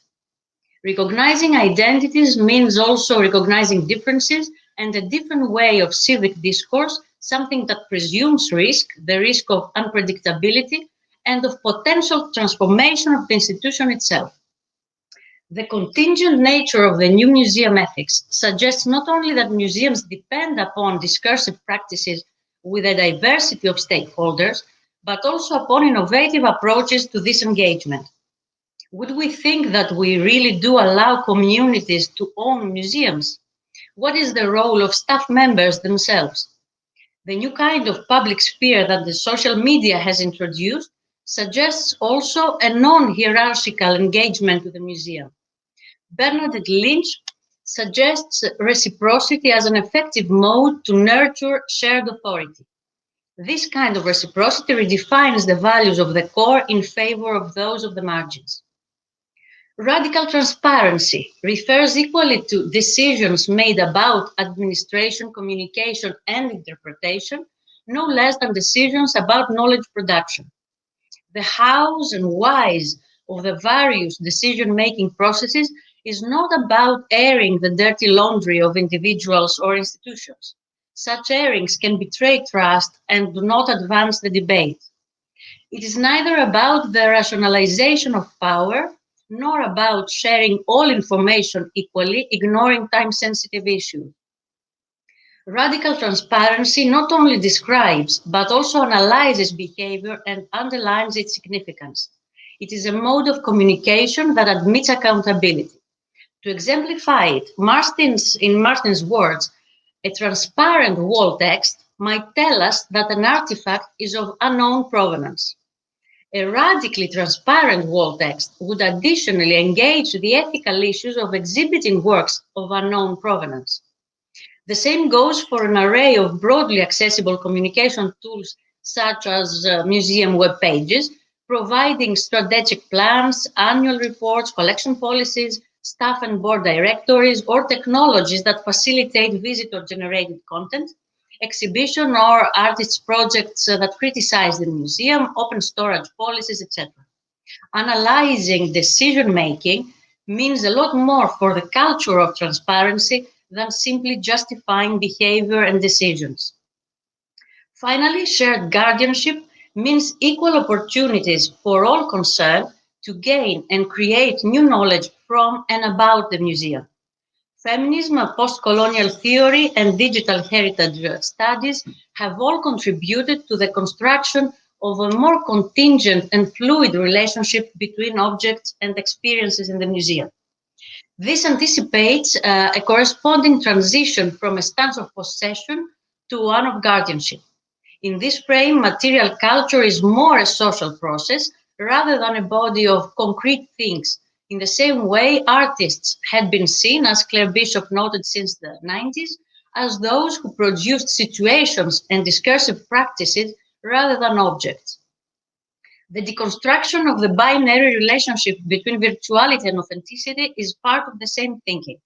The notion more of a temporal caretaking in partnership with source communities comes to substitute the notion of cultural property. Collections management in that frame permits a totally different access to knowledge. Do all these sound as wishes, as something we should just hope for? Does practice meet theory easily? Here is a reaction reported by one museum in the aftermath of an experience of community collaboration in co-producing an exhibition. There was a feeling of weariness, of disappointment, of frustration from the community members and the museum staff. Two of them had left. One member of the community embarked on an almost fanatical, vitriolic series of complaints and criticisms that the museum had no real understanding or knowledge of the community, that it lacked commitment and experience, that it was misappropriating the funds, that it was not transparent in its dealings with the community, that it was unprofessional and exclusive, that it was only concerned with completing the project for its own aims and not for any benefit to the community. And finally, and most damning, that the museum encouraged, and I quote, subterfuge, distrust, and competition within the community. Typically, museum professionals meet such conflict with a cool, managerial or academic response, concealing a fear of the public rather than rising up to and embracing this fear of public. Perhaps something more honest and human is all that is required in these interactions. At a debate at the Manchester Museum, a member of the local community said, "We are here to challenge, and I fear that others may not challenge us back. It's not for you to just listen to us being angry and just listen. The point is the dialogue. The point is that we could be totally wrong. I don't personally believe I'm wrong, but I'm willing to listen to somebody who totally disagrees with me." Would that suggest a conflict between theory and practice, or between reality and aspirations? Here you can see an image in a moment.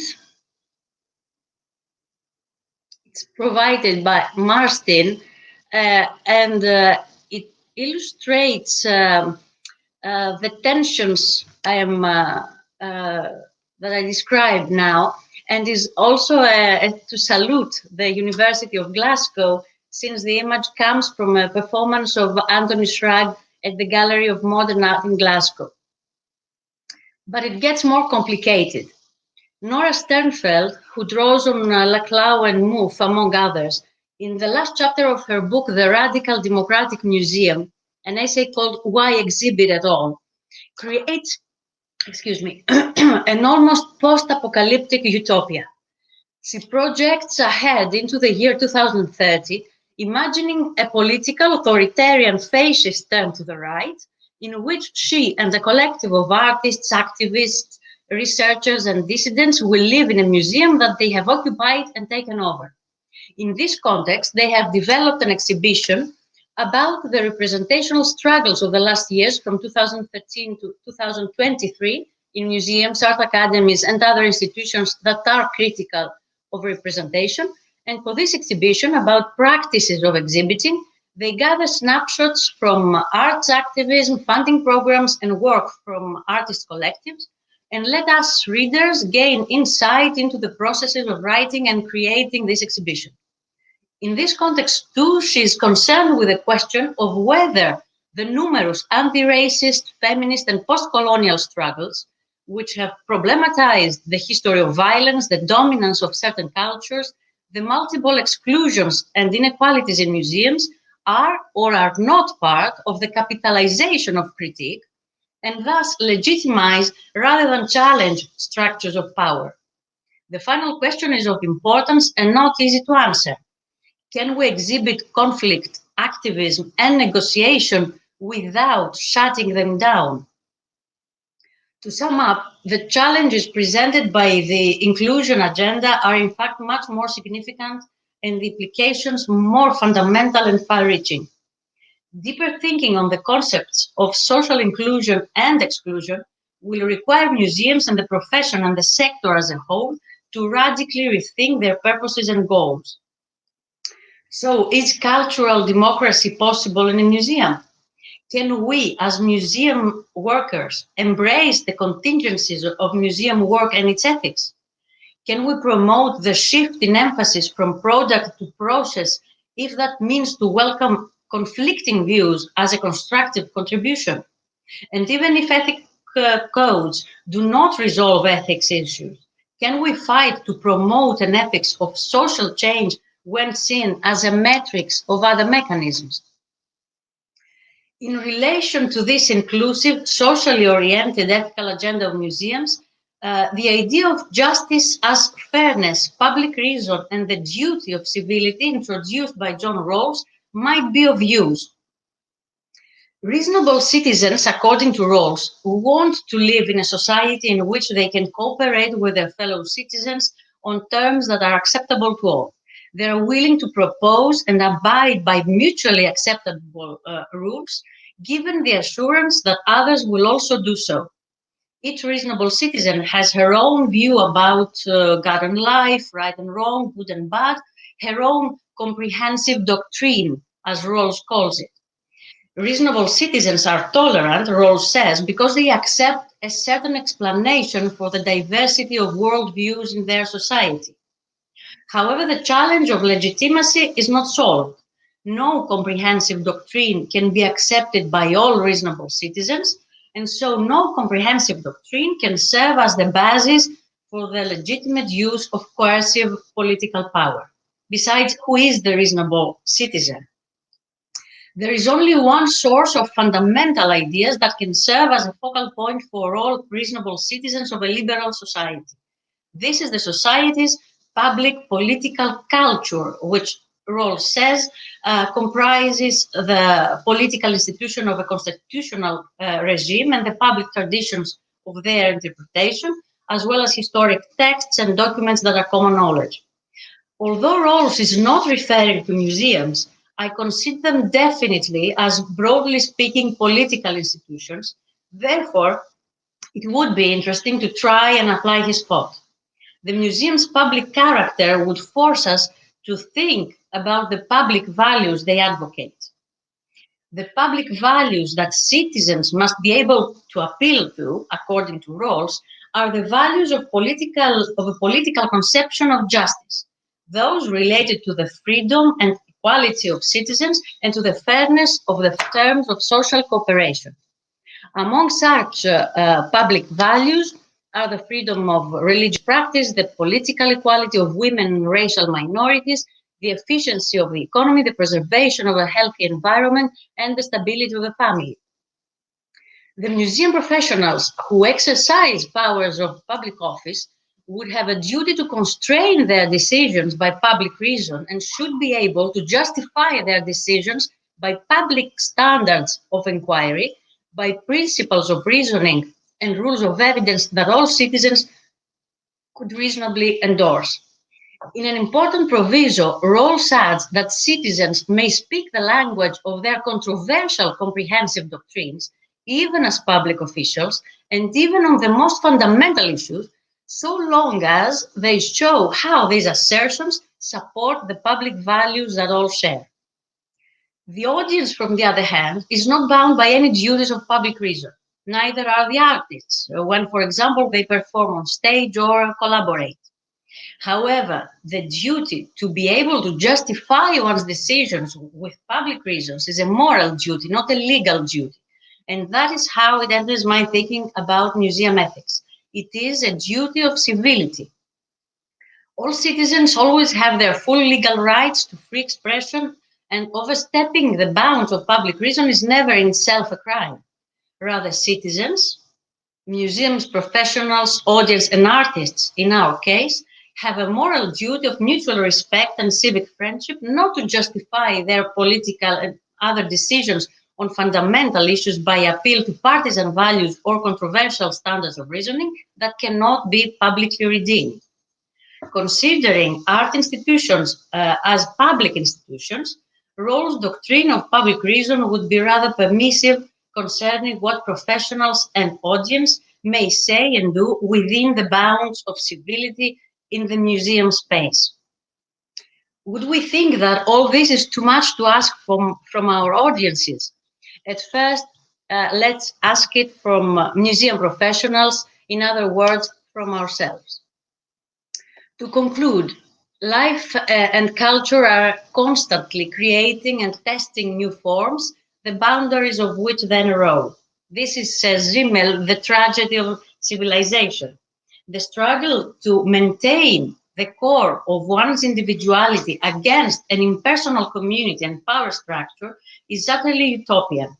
And maybe this is a good definition of utopia, because fatally that political communities and art institutions also boast that they protect the integrity of the persons, while at the same time they soften it, not necessarily by the laws of the state, but by their internal ethical codes, whenever it threatens to exceed the permissible limits.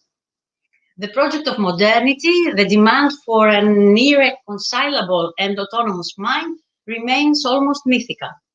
But the community ultimately benefits from those who take the risk of standing up to it through the eyes of the assimilated other, the repatriated, or the foreigner. Can museum workers exist as such incompatible individuals and reasonable citizens at the same time, or will they dismantle the system of their institutions? Since museums are still considered as institutions that can be trusted, can museum workers train people into providing reasonable arguments about public values? Can the new moral philosophy in the institutional space of the arts become the vehicle for a beneficial parasite in the body of its slow-moving host? Can the claim of a social, cultural, and artistic emancipation, as well as the claim of civility, be expressed by the museums, their administrations, and the people who substantiate them? Or will it remain a utopia? An outlook to the future may entail that one does not merely aim at establishing other practices of representation, but is committed to think of them above all. Even if we cannot provide one conclusive answer to all questions asked above, if claims about the democratization of democracy and art may never be achieved, these claims must always be thought of and, if possible, be practiced. To what extent conflict and partiality, or consensus and individuality, will prevail will always be a matter that will rely on the soft power of each one of us, keeping in mind the main goal, to reinforce public reason. And to end, some days ago, I heard my 8-year-old son shouting enthusiastically to his friend while playing an online game, "Utopia, utopia, here it is." "What is this?" his friend asked. "It's this level in the game, this ring, where I always win," he replied. So, can we win too, together? And how many of us can fit into this we? Thank you very much. Thank you very much, Mrs. Misriloglu. It was a very interesting perspective on the matter of utopia. And now I will present Mr. Art-Costakis. He's an assistant professor of philosophy and legal method at the Faculty of Law of Aristotle University of Thessaloniki and the president of the Board of Administration of MOMus, our museum organization. The title of his speech is Collective Agency in Social Utopias. Mr. Takis, you may begin. Thank you very much, dear Angeliki. So, Dear friends, ladies and gentlemen, I'm a notorious bavardeur, so I will try to keep myself in the time allotted to me. I'm promising that I will be brief. So, quite a few things have already been said by previous speakers, especially Professor Jonis, about the idea of utopia. Yet, allow me to add some more thoughts in order to clear the conceptual path I'm to follow. The prolific use of the word utopia forces me here to adopt some restrictions which, while in some measure arbitrary, may allow us to fix ideas. Therefore, I take utopias, especially those falling indisputably in the literary genre of social utopias, to be narrative descriptions of a possible world which is yet unlikely to occur as an actual state of affairs. As descriptions, they imply a set of counterfactual conditionals. For instance, if there were no private property, then there would be no envy or unhappiness in this world. Moreover, utopias are descriptions of a possible world in the sense that the conditional's hypothetical satisfaction is expected not to cause any internal contradiction to the state of affairs which they portray.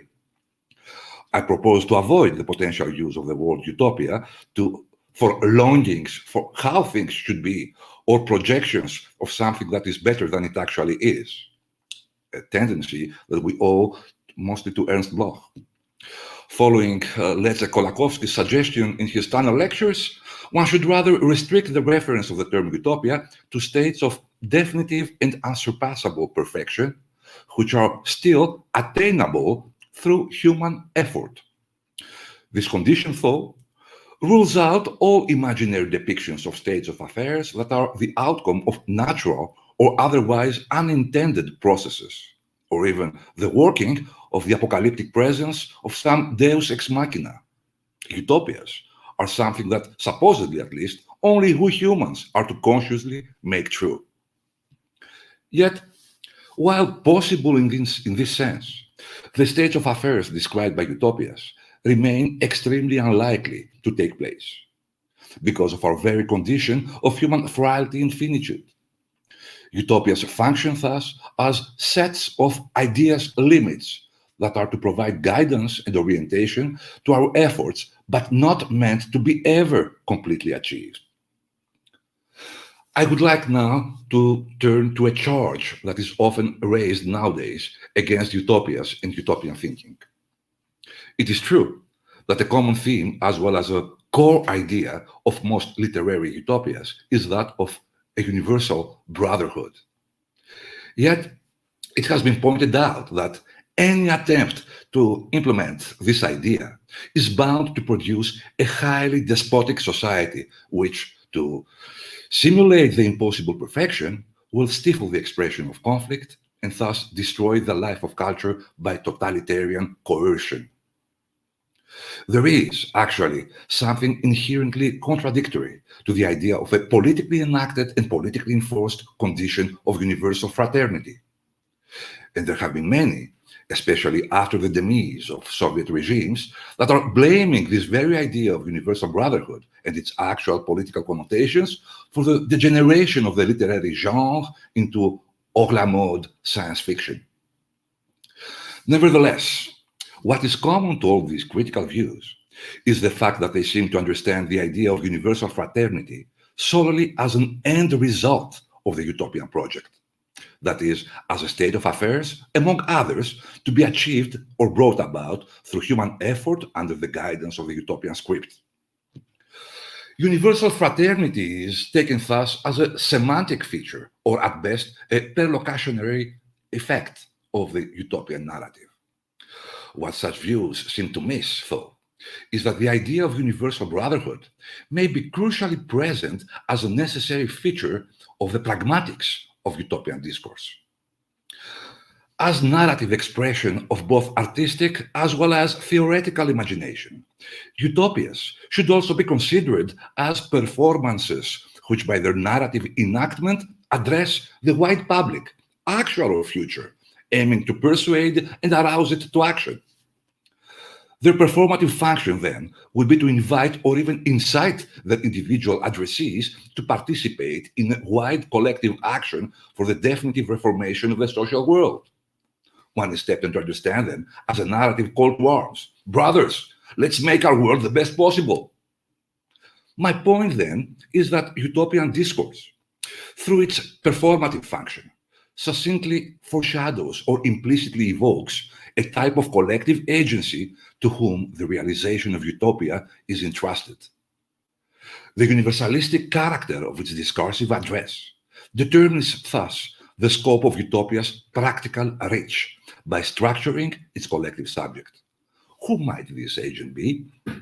Let me try cursorily for the rest of my time to review some probable answers. So, one should rule out from the beginning all cases where the universal audience of utopian performance is understood as a collection of individuals whose uncoordinated action, stemming out of any possible motive, may result to the bringing about of the state of affairs envisioned by utopia. As I have already stressed at the beginning, utopias are meant to be realized through conscious joint effort of humanity, not as an unintended consequence of random action of a multitude of individual agents. Thus, say, a neoliberal utopia is simply not a utopia, unless joint action is confined to the conscious obedience to the strictures enacted by a central coordinating agency able to enforce them, turning thus neoliberalism into a statist ideology. Nor can one, for much the same reason, ascribe the role of utopia's collective agency to the multitude conceived in terms of mob, that is, of a collection of individuals driven by a similar set of psychological motives or existential impulses towards a common goal, as the idea of la folla or la foule, exalted by the Italian futurists or Sorelian anarchists, would have it. The collective effort to which utopia aims at, arousing for its realization, requires a stronger idea of a common goal than that which anyone, even everyone, all of us may have, but only for ourselves. Making utopia true needs to be something that one wants not just for oneself, but because, and in view that, this is what the others want also to achieve through their mobilization. Participation in the collective effort for bringing about the state of affairs narratively described in utopias necessarily implies coordinated social action through reciprocal recognition. Each individual participant is compelled to recognize other participants, in principle on an equal footing with him or her, by simply having to take them in account in setting to act in coordination with them for the realization of the utopian scheme. Moreover, concurrence of individual goals and reciprocity may allow for the continuity and persistence of some scheme of social coordination, for instance, driving on the left or the right side of the road, yet utterly, they cannot possibly suffice for actively establishing a drastically new form of social organization, unless individual participants can raise claims towards their fellow participants for the latter to do their part in jointly acting with the first in order to make utopia real. But this in turn implies that setting for oneself the goal of making utopia true is something one does not only in view of the fact that the others do the same, but also that one necessarily adopts the realization of utopia as a goal that each and everyone else should also have, and assume that others in fact do likewise. And this can only mean that individual addressees of utopian discourse are assumed to interconnect into a scheme of social coordination for the common purpose of utopia's realization only on the basis of categorical, that is, moral reasons. Yet, this latter condition of categorical character necessarily affects also the content of the condition of reciprocity, the second condition. Since each and everyone are presumed to recognize each and everyone else as being equally able to freely hold moral ideals and act upon them in common with others, Therefore, identity of purpose, reciprocity, and moral character jointly entail a we subject. They entail a we subject, which is able to collectively bring about social reformation through providing an omnilateral basis to the bindingness of each one's duty to perform one's own part, while at the same time ensuring what has been called the separatedness or independence of each and every individual member thereof. This wished subject is not just a coordinated multitude, but a multitude engaged in a cooperative scheme, which interconnects all of its members to each and every one with a special moral bond of associative fidelity. In other words, as a universal brotherhood. This collective agent, which lies dormant in the pragmatics of utopian discourse, is of itself a quite utopian idea. And giving rise to it may in fact make room for gerrymandering and totalitarian-minded manipulation. Yet, in its inception as the collective subject of utopia, this we subject possesses the necessary conceptual resources, especially its entailing the guaranteed separatedness of its individual members as moral persons, to undercut all charges of supposedly inherent totalitarianism. Thank you so much. That's it. Sooner than expected, maybe. Thank you very much, Mr. Takis. Actually, we're very, very punctual. We are ahead of our schedule, so this is very good. So I need to remind everybody to send their questions on live media on YouTube and on Facebook, so as to have them addressed during the discussion that is following right after the last session. Also, would like to inform you that so far 570 people are attending this conference, which is an absolutely fantastic number of viewers. So now I have the pleasure to present you our next speaker, who is Mrs. Christina Loder, Emerita Professor, scholar of Russian art of the early 20th century and president of the Malevich Society. She is an internationally renowned scholar of Russian art of the early 20th century. She has had many, many publications, including Russian Constructivism, Constructing Modernity, the Art and Career of Naum Gabo, Rethinking Malevich, Utopian Reality, Reconstructing Culture in Revolutionary Russia and Beyond, and so on and so forth.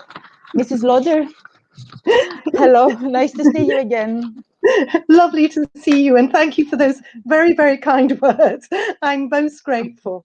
Thank you. It's wonderful to be here. It's wonderful to see everybody, and even if it's only virtually. And thanks everybody for such wonderful, absolutely stimulating papers. I've enjoyed everything and learned a great deal. As several speakers have pointed out, utopia is a general concept and aspiration that has inspired humanity throughout the ages, long before and long after the word itself was coined by Thomas More in 1516. Utopian thinking, as Maria and everyone else has pointed out, was a crucial aspect of art and politics during the revolutionary period in Russia. It was expressed in a myriad number of ways, a very few of which were associated with socialism or with the Bolshevik Party. The revolution of 1917 liberated Russians and unleashed hundreds of different utopias, visions of what life could be like, visions of a new world. I'm afraid that my title may be a little misleading at first, but I hope that its meaning comes out towards the end of this paper. In fact, I want to focus on Lenin's plan of monumental propaganda, which was officially launched in April 1918.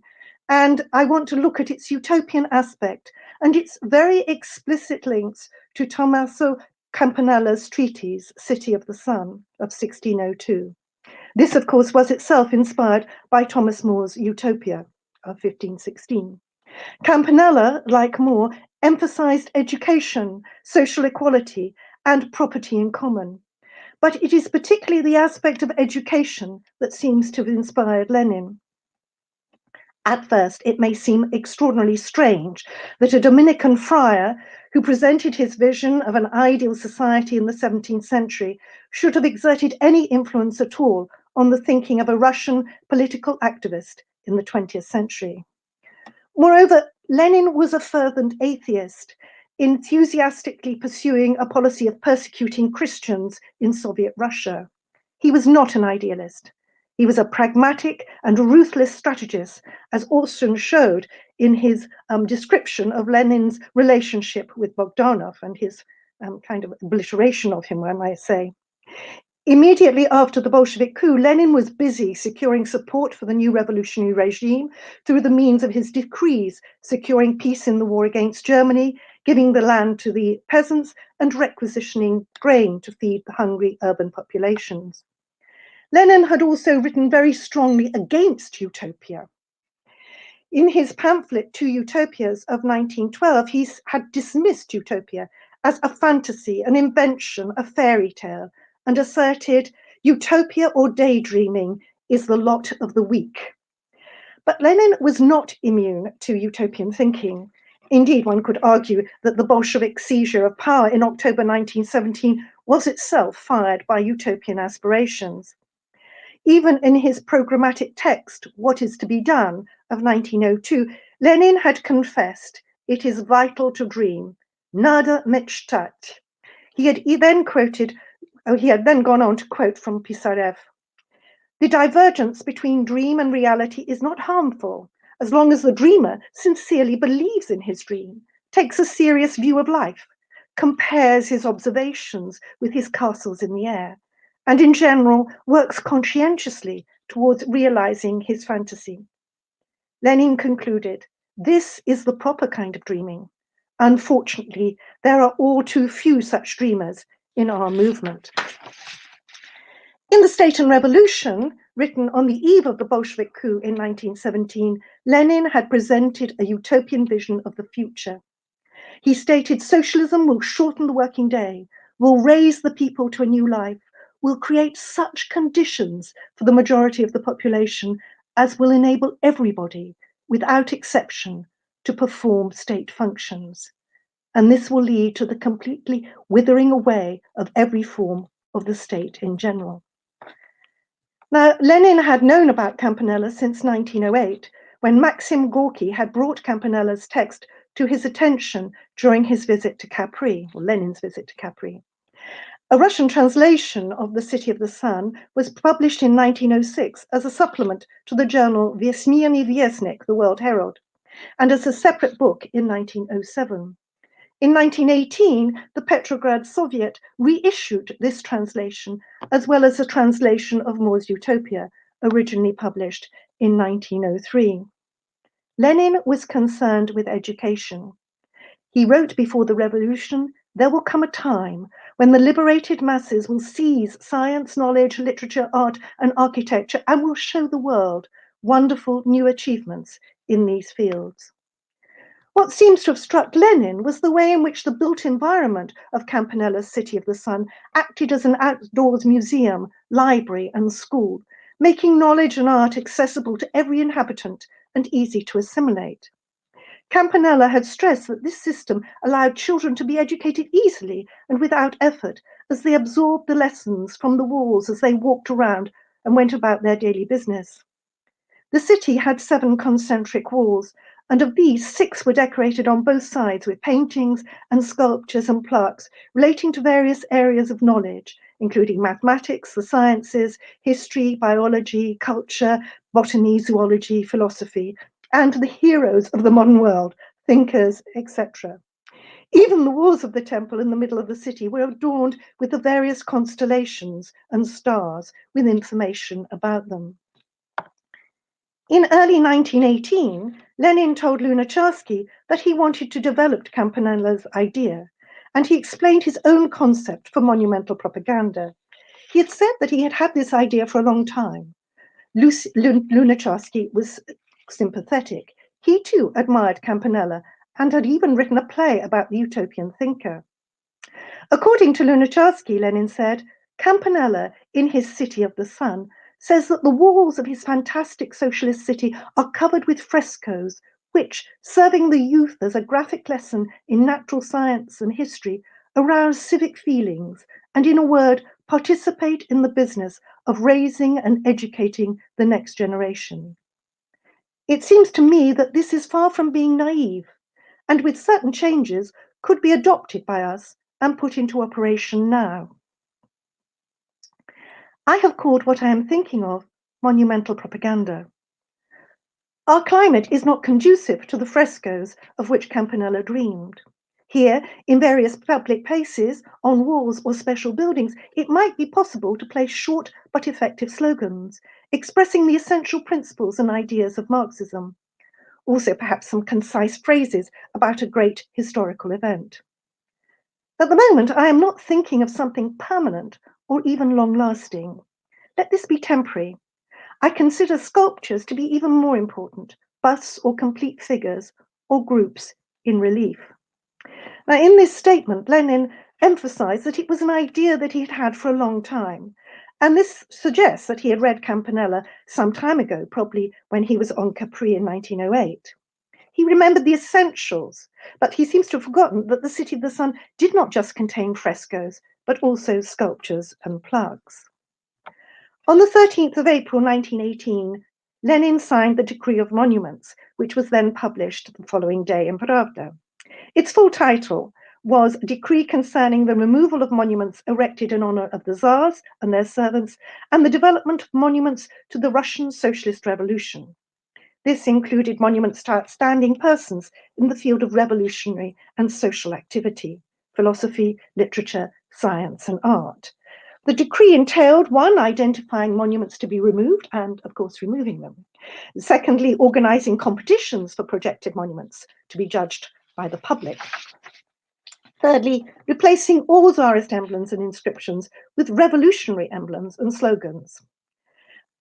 By August 1918, a list of figures to whom it was proposed to erect monuments was drawn up and published. In September 1918, the first monument was unveiled. And between 1918 and 1923, about 70 monuments were erected in the Soviet Union, made from plaster, wood, and concrete. And most of these were located in Moscow, but there were some in Petrograd, Kiev, Kazan, and elsewhere. The list of figures to be honored was published in Izvestia on the 2nd of August. It had been ratified by Lenin. It was wide-ranging, both geographically and ideologically. This breadth of political and cultural liberalism emulates Campanella, who in his list of heroes depicted on the walls included warriors, writers, philosophers, scholars of all kinds, and even religious figures like Christ and Mohammed. Apparently, of Mohammed, the inhabitants of the City of the Sun did not have a very high opinion. Lenin, too, like Campanella, had included cultural and political figures with whom he had little sympathy, like the anarchist Bakunin and Gleb Uspensky, who had been a prominent Narodnik, a member of the People's Will. The August list was not definitive and was altered during the following months. Of the 6 categories that was published in August, that of the socialists and political activists was the largest. It included figures from ancient history like Spartacus, but also French revolutionaries like Danton and Robespierre. This display of revolutionary history through monuments followed Campanella's precedent, but also had the advantage of placing the Bolshevik coup within a line of historical continuity, associating them with Russia's revolutionary past and with the French Revolution. Consequently, it helped to validate the Bolshevik coup. In this respect, too, the list combined utopian aspirations with pragmatic strategy, fusing wider educational aims with specifically political objectives. The inclusion of figures from the People's Will movement, the socialist thinker Georgy Plekhanov, and revolutionaries like Pestel, Perovskaya, and Haltorin, who had been hanged by the autocracy, would have been generally welcomed by the intelligentsia, whatever their feelings about Bolshevism itself. The destruction and removal of Tsarist monuments had started before April, but gained a pace that spring. It included the demolition of the monument to Alexander III, which you can see here. It also included transforming the 1914 monument, which celebrated the completion of 300 years of Romanov rule in 1913. This was located in the Alexander Gardens in Moscow and wasn't removed. Instead, it was converted into a monument listing socialist heroes. Marx and Engels were at the top, but also you will notice that Campanella and Moore are also included. The final image on this slide shows the restoration of the obelisk to its original purpose in 2014, where now the heroes of Romanov rule were now inscribed on the obelisk. On the first anniversary of the revolution, on the 7th of November 1918, Lenin unveiled the monument to Marx and Engels on Revolution Square in Moscow. This unveiling, like others, was conceived as an event to entertain and educate the populace. Indeed, unveilings became important events for communicating historical information and inculcating the ideas of socialism. Speeches, explanations, and music made each ceremony, and I quote, an act of propaganda and a small festival. With the hardships of the Civil War beginning to intensify shortages, such events became popular and fairly well attended. Small booklets under the general title, "To Whom We Are Erecting Monuments," were also published to act as permanent reminders to disseminate information supplied at the little unveilings. Public scrutiny of the projected sculptures submitted could be harsh, although it did not seem to operate until the monuments were actually in situ. This particular statue was rather unceremoniously dubbed "Two Men in a Tub." Lenin said that the monuments should act as professors, podiums on the street, from which fresh words and rousing thoughts and notions must soar straight to the people. In other words, the monuments turned the cities into museums, schools, and also imparted a certain reverent atmosphere appropriate to a religious institution like a church. The unveilings, with their inherently educational aim, were very similar to the talks that Campanella described in City of the Sun. The elders there gave children talks, took them around the city and explained the various scientific, mathematical, and historical information inscribed on the walls. Indeed, just as in Campanella's city, Russian children were also to be taken around the city and told about the lives and exploits of the figures depicted in the statues. To help, a short biography of each individual was attached to the pedestal of each sculpture. As in the City of the Sun, Soviet cities were also adorned with plaques, reliefs, and slabs with text and images. Some of these texts were even composed by Lenin himself. This is Sergei Konenkov's memorial plaque to those who fell fighting for the cause of peace and brotherhood of nations, in other words, in the revolution. It's a bas-relief made of tinted cement and is now in the State Russian Museum in St. Petersburg. Originally, it was affixed to the walls of the Senate Tower of the Moscow Kremlin. It was unveiled on the 7th of November 1918 by Lenin. The monuments, as these slides may have conveyed to you, were of various very different and very varied styles. Some, like these two, de La Salle and Danton, were in a classically austere style. Danton's crude features, almost primitive in their rendition, jut forward, symbolizing revolutionary determination and the power of sheer personality. On the other hand, La Salle resembles a figure from antiquity, a Roman general surveying the troops. Most of the monuments were figurative and celebrated individuals, but some were to more abstract concepts, like this one to the Soviet Constitution, comprising an obelisk and a figure of freedom. A postcard labels it the Statue of Liberty, though hardly in competition with its American rival. Some monuments were made using more recent artistic approaches, such as cubism and even abstraction. The public disliked Korolov's monument to Bakunin. They called it a scarecrow and demolished its wooden supports to use as firewood and destroyed it before it could be unveiled. Nikolai Kolly's monument, the Red Wedge of 1918, seems to be the only abstract monument actually built. It celebrated the revolutionaries' defeat of Tsarist forces, which tried to quell the revolution in Petrograd in November 1917. It was apparently made of cloth stretched over a wooden frame. This information came from the architect Berthold Lubetkin, who told me that as a young man in Russia, he had actually slept inside it, a kind of elaborate tent, you might say. Lenin had followed Campanella in his attempts to transform the city into an educational environment, embodying images of history, culture, science, and politics. Vladimir Tatlin seems to have been inspired also by this concept. He was in charge of executing the plan of monumental propaganda in Petrograd. In June 1918, he had reported to Savnarkom and stressed that, quotes, "the state as it is now cannot and must not be the initiator of bad taste." He emphasized the need for a revolutionary form to complement the revolutionary objectives of the plan. In August 1918, he wrote that the monuments were not only monuments to outstanding individuals, but also monuments to the Russian Revolution, monuments to a relationship between the state and art, which hasn't existed until now. In early 1919, he began work on his own project to be a monument to the revolution. It was to be revolutionary in form and to perform a revolutionary function in a revolutionary situation.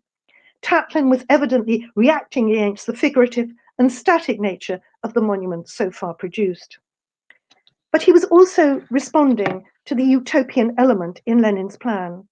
Lenin wanted to teach through art, to educate the populace, to enable them to acquire culture and ultimately contribute to it, as well as to win their hearts and minds for socialism. Tatlin responded to that intention. His monument was to become the headquarters of the Third Communist International. A third higher than the Eiffel Tower, it was to house its legislative, administrative, and executive offices, along with its centers for producing and disseminating information and propaganda. The enormous structure of iron and glass, which Maria described so accurately for us and so evocatively, this enormous structure of iron and glass surmounted by radio masts was to act as a beacon of revolution, proclaiming the revolutionary message to the world. Both the spirit of Lenin's plan of monumental propaganda and Campanella's intention for the walls of the City of the Sun to act as sources for education and enlightenment seem to me to have found a clear and spontaneous response in Tatlin's grandiose conception. In this way, I would argue that Campanella's vision, which inspired Lenin's plan, also inspired Tatlin's tower. This tower has become an icon of revolution and the embodiment of utopian aspirations, embracing and fusing art and politics. As Maria showed, Tatlin's project still continues to inspire artists today. It is evidence of utopia as a never-ending story. Thank you.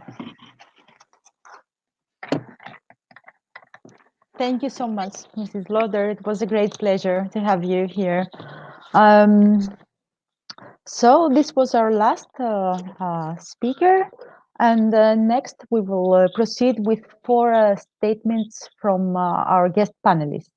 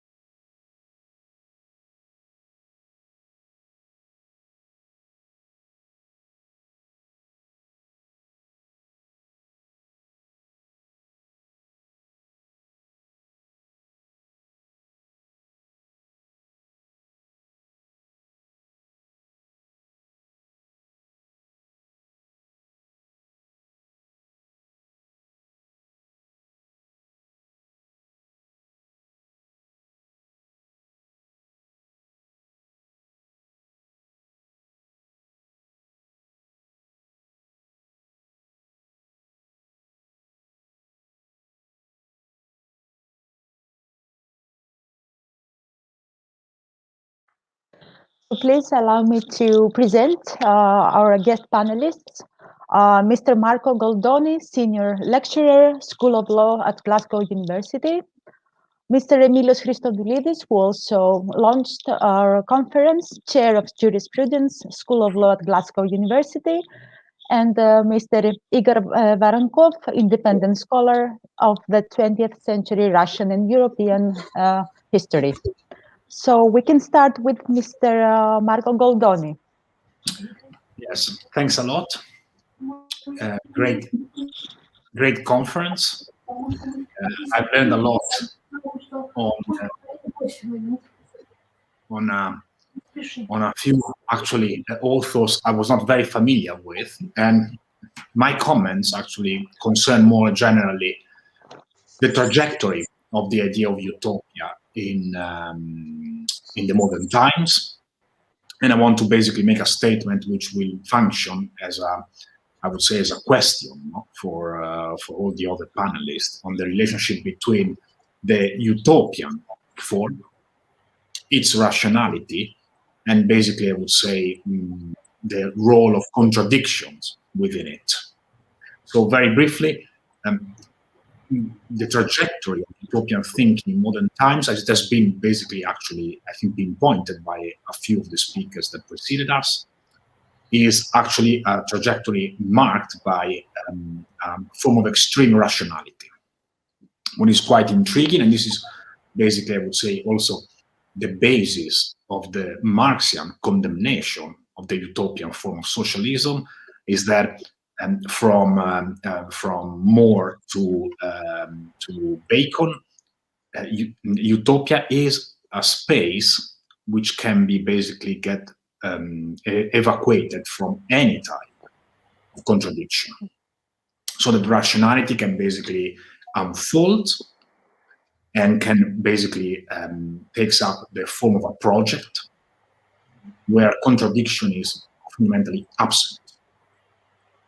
I think this is quite an important tenet of the utopian form of thinking, and which probably reaches its peak, at least if we read the classic Marxist, or actually Marxist reconstruction, which reaches its peak with the work of the industrial socialists. Quite interestingly, a form of utopian thinking which places an enormous emphasis on productive labor, but it doesn't see or it doesn't detect the fact that the organization of productive labor is riddled within the modern capitalism with contradictions.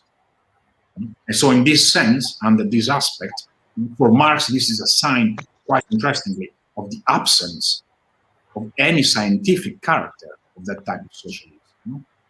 The utopian socialism, this is an interesting reversal, is the opposite of a scientific socialism. It is deprived of the character of science, of modern science. And I find this quite intriguing because in my impression is that against the modern line of development of the utopian way of thinking, Marx actually turns it upside down. So the utopian form of thinking is, in modern times, a way of coupling together political order, knowledge, and technology, and in a way that it basically, I would say, goes or pass through all the major authors of modern times and probably reaches, as I was saying, the industrial socialists. For Marx, this is the opposite. That type of utopian form of thinking is a way of decoupling science and order. And that's quite an interesting challenge. It's quite an interesting challenge to the type of utopia form of thinking that we have been discussing today. And I find it quite challenging in light in particular of what we were saying about the seminal figure, basically Lenin's great adversary, theoretical adversary, which was Bogdanov, for whom actually was conceivable a technology, a science of organization that would actually be completely depleted of any type of contradiction. And in fact, what one might actually wonder or ponder, and this might be a question that we would like to address, what is exactly the space that is left, or the function, if I may talk of a function here, that is left to class struggle in Bogdanov's thinking. Now, I want to wrap up quite quickly my statement, and I want to pinpoint to another development that, quite interestingly, it hasn't been touched upon, and a development of which actually I have only a cursory understanding, but which I find quite intriguing as well. That is that while in Russian both artistic and philosophical thinking, the beginning of the 20th century is actually usually captures forms of extreme rationalism. Some thinkers, thinking in particular about Germany at the beginning of the 20th century, tries to, or the first half of the 20th century, to give it a very wide scope, tries actually to cope with a certain crisis of the utopian form of thinking by trying to inject new energy in that way of thinking, by basically rescuing a particular type of messianic attitude. Look how interesting and also how ironic is, at a certain level, this turn actually, say, of philosophical thinking. A way of thinking like the utopian form of thinking, which was basically the antithesis of the medieval and even ancient model of modality of the prophecy. So the utopian model form of thinking is basically not making any reference to religious foundations. Is now injected, and there's an attempt to revive it by actually evoking a certain type of messianic attitude. I mean, probably Walter Benjamin is the most outspoken thinker of this type of attitude. But let's think also about a more recent, relatively recent attempt by Ernst Bloch to revive, with the principle of hope and principle of responsibility, a certain type of messianic understanding, so that again, what a certain type of energy that seemed lost in Western Europe is, again, I would say, conjured up by trying to grab a religious element or a theological, to be more precise, more accurate, a theological aspect to a form of thinking which is originally, actually, fundamentally decoupled from religion and from any theological dimension. And one wonders, and this is my doubt at this stage, whether this is an operation that is actually fruitful or not. And I have my serious doubts about it. My impression is that with that operation, by grafting that element of the prophecy, a certain type of materialist thinking is not only bringing back authority to a certain type of mystical foundation, but it is also basically making even more invisible the question of the foundation of the materiality itself of the legal and political order, which is the question of the relationship between capital and labor. And I will just leave it at there as basically an open question if we want to discuss it. Thanks. Thank you so much, Mr. Baldoni. We can proceed to Mr. Emilios Christodoulidis. Yes, thank you very much. What I will try and do is maybe gather some thoughts from these fascinating series of papers, and maybe ask a couple of questions that I think a lot of these papers, a lot of these thoughts converge on a couple of questions, but also have been tasked with answering one question from the audience, so I might begin with that. So there was a question early on, I'll just read it from the comments. If utopia is an ideal social condition, it means that it should be proposed by human beings who also need to be ideal. The notion of the ideal man versus the non-ideal one has strong nationalistic and racist connotations. Isn't this a big contradiction for the interpretation of utopia? Now, this kind of question touches a little bit upon what Art-Costakis was also talking about, with the worry about the fall into totalitarian thinking. But I think it's a key question in this sense, because the answer now brings us onto the terrain of utopia, depends on whether one starts with a negative or a positive gesture. So if one begins with a positive gesture, that is of saying, here is the blueprint for utopia, here is what the ideal society needs to be, one is close to totalitarian thinking and the danger that's identified by the question. But if one begins with a negative gesture, there is something far more interesting in the theorization of utopia in this. Now, go back to Marx. Marx never gave a blueprint of the communist society, so his wasn't a positive nature. Okay, we've talked a lot about Lenin today, not so much about Marx. Lenin's is clearly a positive gesture, but Marx's is not a blueprint. Marx says if there is a release from the topos, if we can break from a certain way of thinking about human association, if we can break from a condition that is catastrophic of human association, then perhaps we can release human potential and human association and human society. That is a moment not of prescription, but of release. It is not a positive, but a negative gesture, because the topos is catastrophic. Marx calls it commodification. It's the idea that social interchange is ab initio caught up in the commodity form and severely undercut.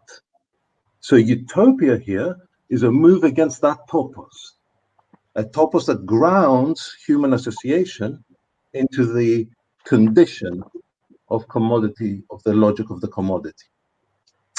Now, in a sense, and I finish this first point, I have one second point. In a sense, and perhaps connecting to Marco's plea to look at the connection between utopia and contradiction, there is perhaps a contradiction in utopia in the way in which the negative and the positive interface, because on the one hand, and this is, I refer back to Art-Costakis' point, on the one hand, we have a universal brotherhood, and that seems to be totalitarian or lead, and Derrida also talks about every time one speaks of the presence of the people, it immediately shades into totalitarianism. And yet at the same time, what would it mean to have an aspiration of brotherhood and of solidarity that isn't universal? So there is something we're caught up in a bit of a contradictory problem here, problem of contradiction. And I agree very much with Andreas's argument about the formative enactments and an OE that respects certain procedural requirements, even if they're Rawlsian, but one that's, we're not stuck in the contradiction, we can work with it, but we shouldn't shy away from the fact that utopia presents us with both sides of a social dynamic that is problematic, that is perhaps even dangerous. Yeah? But let me pick up a couple of points. This is my second point. I think we do have a little bit of time. Yes, yes, we do. Okay. I just wanted to connect a few things, and going back to the idea again of utopia, of this negation of topos, the negative moment, the negation of ground. Okay, look how interesting it is that utopia is defined, in a moment of negativity. It is that which defies locution. It is not the suggestion of a different locution. Initially, utopian thought is that which departs from a certain way of understanding the world. It departs to move away from, let's say, a given economy of representation. And I say this in order to capture so much of the wealth of today's presentations, which were all about the economies of representation and trying to challenge ways in which those economies operated, whether it had to do with the disrespect of given boundaries, with Tatlin, a refusal to respect boundaries, whether with Alberti earlier, it is about the unclassifiable genre. Again, the utopian linked with the refusal to accept the given. Utopia linked, if you like, with what breaks with a certain order or a certain economy of understanding and representation. And I want to finish with this really interesting thought of how this negative gesture can actually happen, what might allow it passage. And again, I'm always intrigued by the idea of the dialectic, the idea that something that is born out of what exists, in Arvatov's words, the bosom of the old order, something that comes from it, because of course, that is where things are generated in existing situation. What is born out of what is, under what conditions, and yet can transcend that condition, which is a moment of utopia. And these are not smooth transitions, these are not smooth passages. And Dr. Alifragis did extremely well to alert us to this idea of the epoche and that which is suspended. And I finish with this idea of a suspension of the established lineages, a defamiliarization, the idea of epoche, the idea of that which is suspended. He didn't mention this, but Husserl, since he was talking about phenomenology, has this notion of the strange. And the notion of the strange in Husserl is precisely that which defamiliarizes, that which invites, that which disturbs, if you like, the smooth passage in the emergence of the phenomenon. And what's so interesting about Tarkovsky and Stalker, and thank you very much for those extraordinary pictures of the zone and the blurring of the boundaries, the zone as a space of the succession of spaces. Everything equivocates here. This is the realm of pure ambivalence.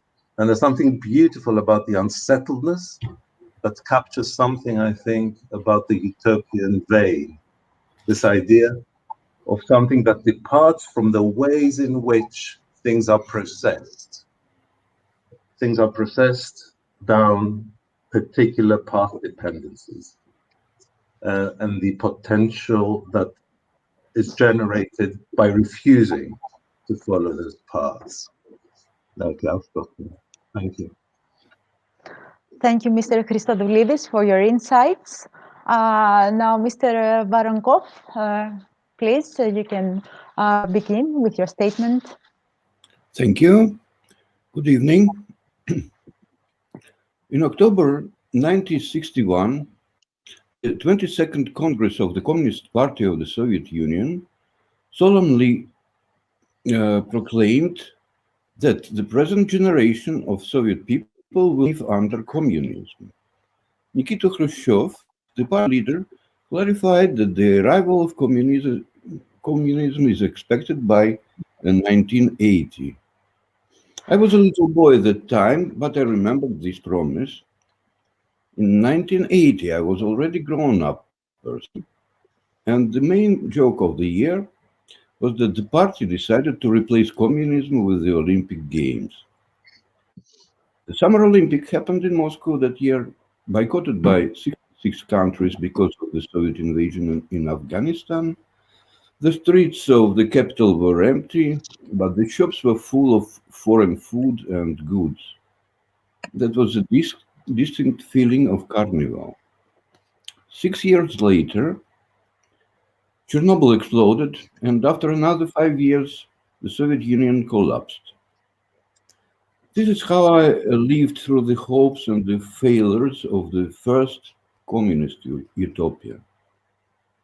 During the years of perestroika, hopes arose that as soon as the communist utopia collapses, the market economy will instantly bring the consumer's paradise in our country. Other hopes were placed on democracy and freedom to provide a stable and secure state.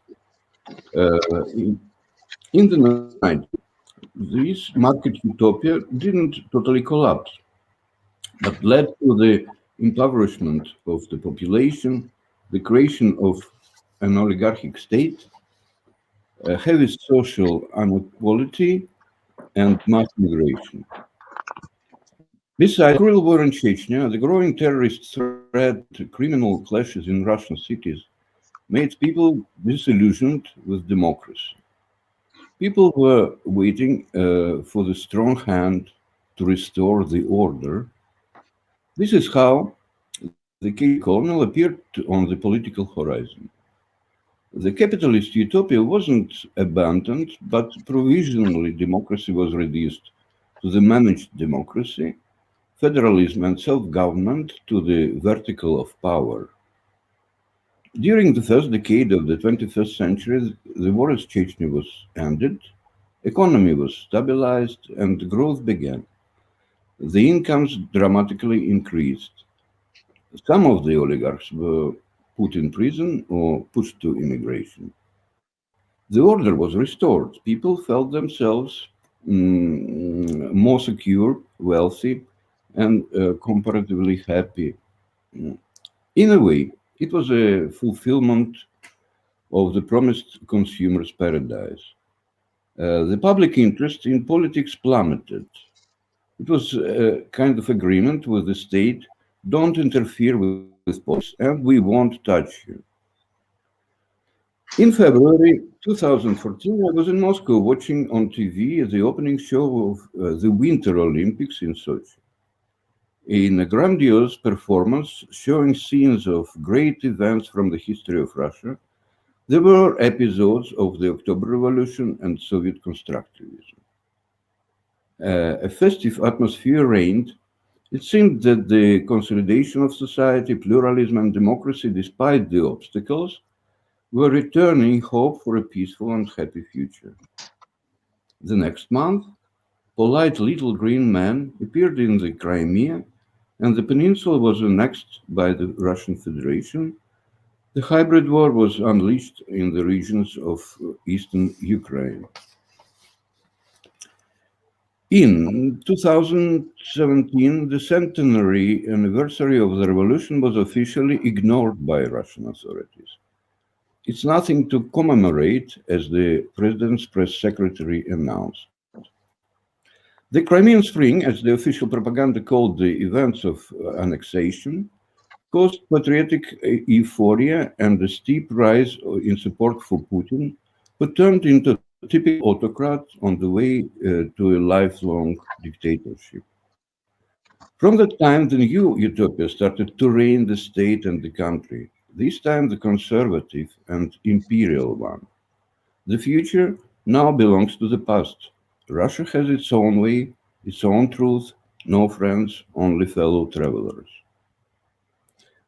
Recently, it seems that the magic of this pessimist dream is starting to dissipate as the new post-Soviet generation is coming to active life.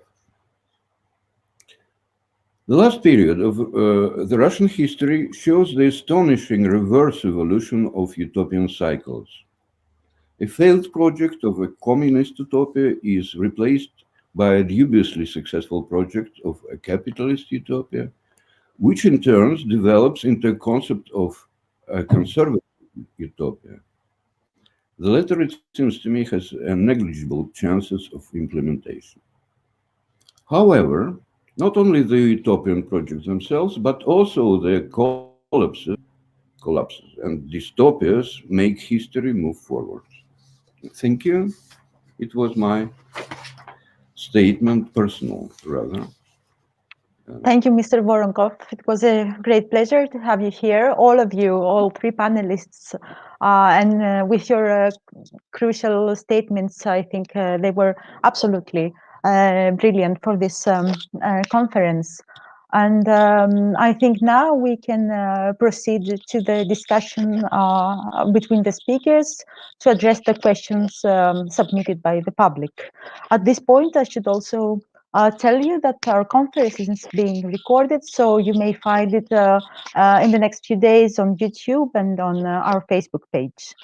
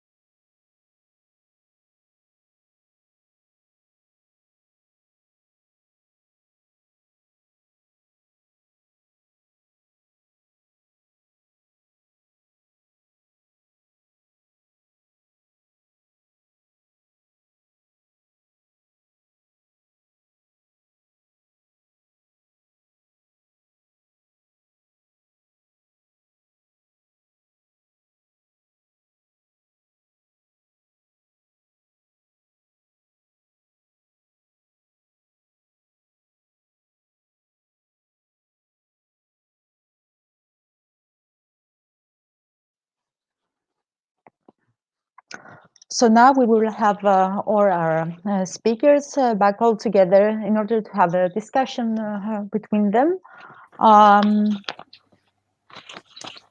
Okay, everybody is entering the room.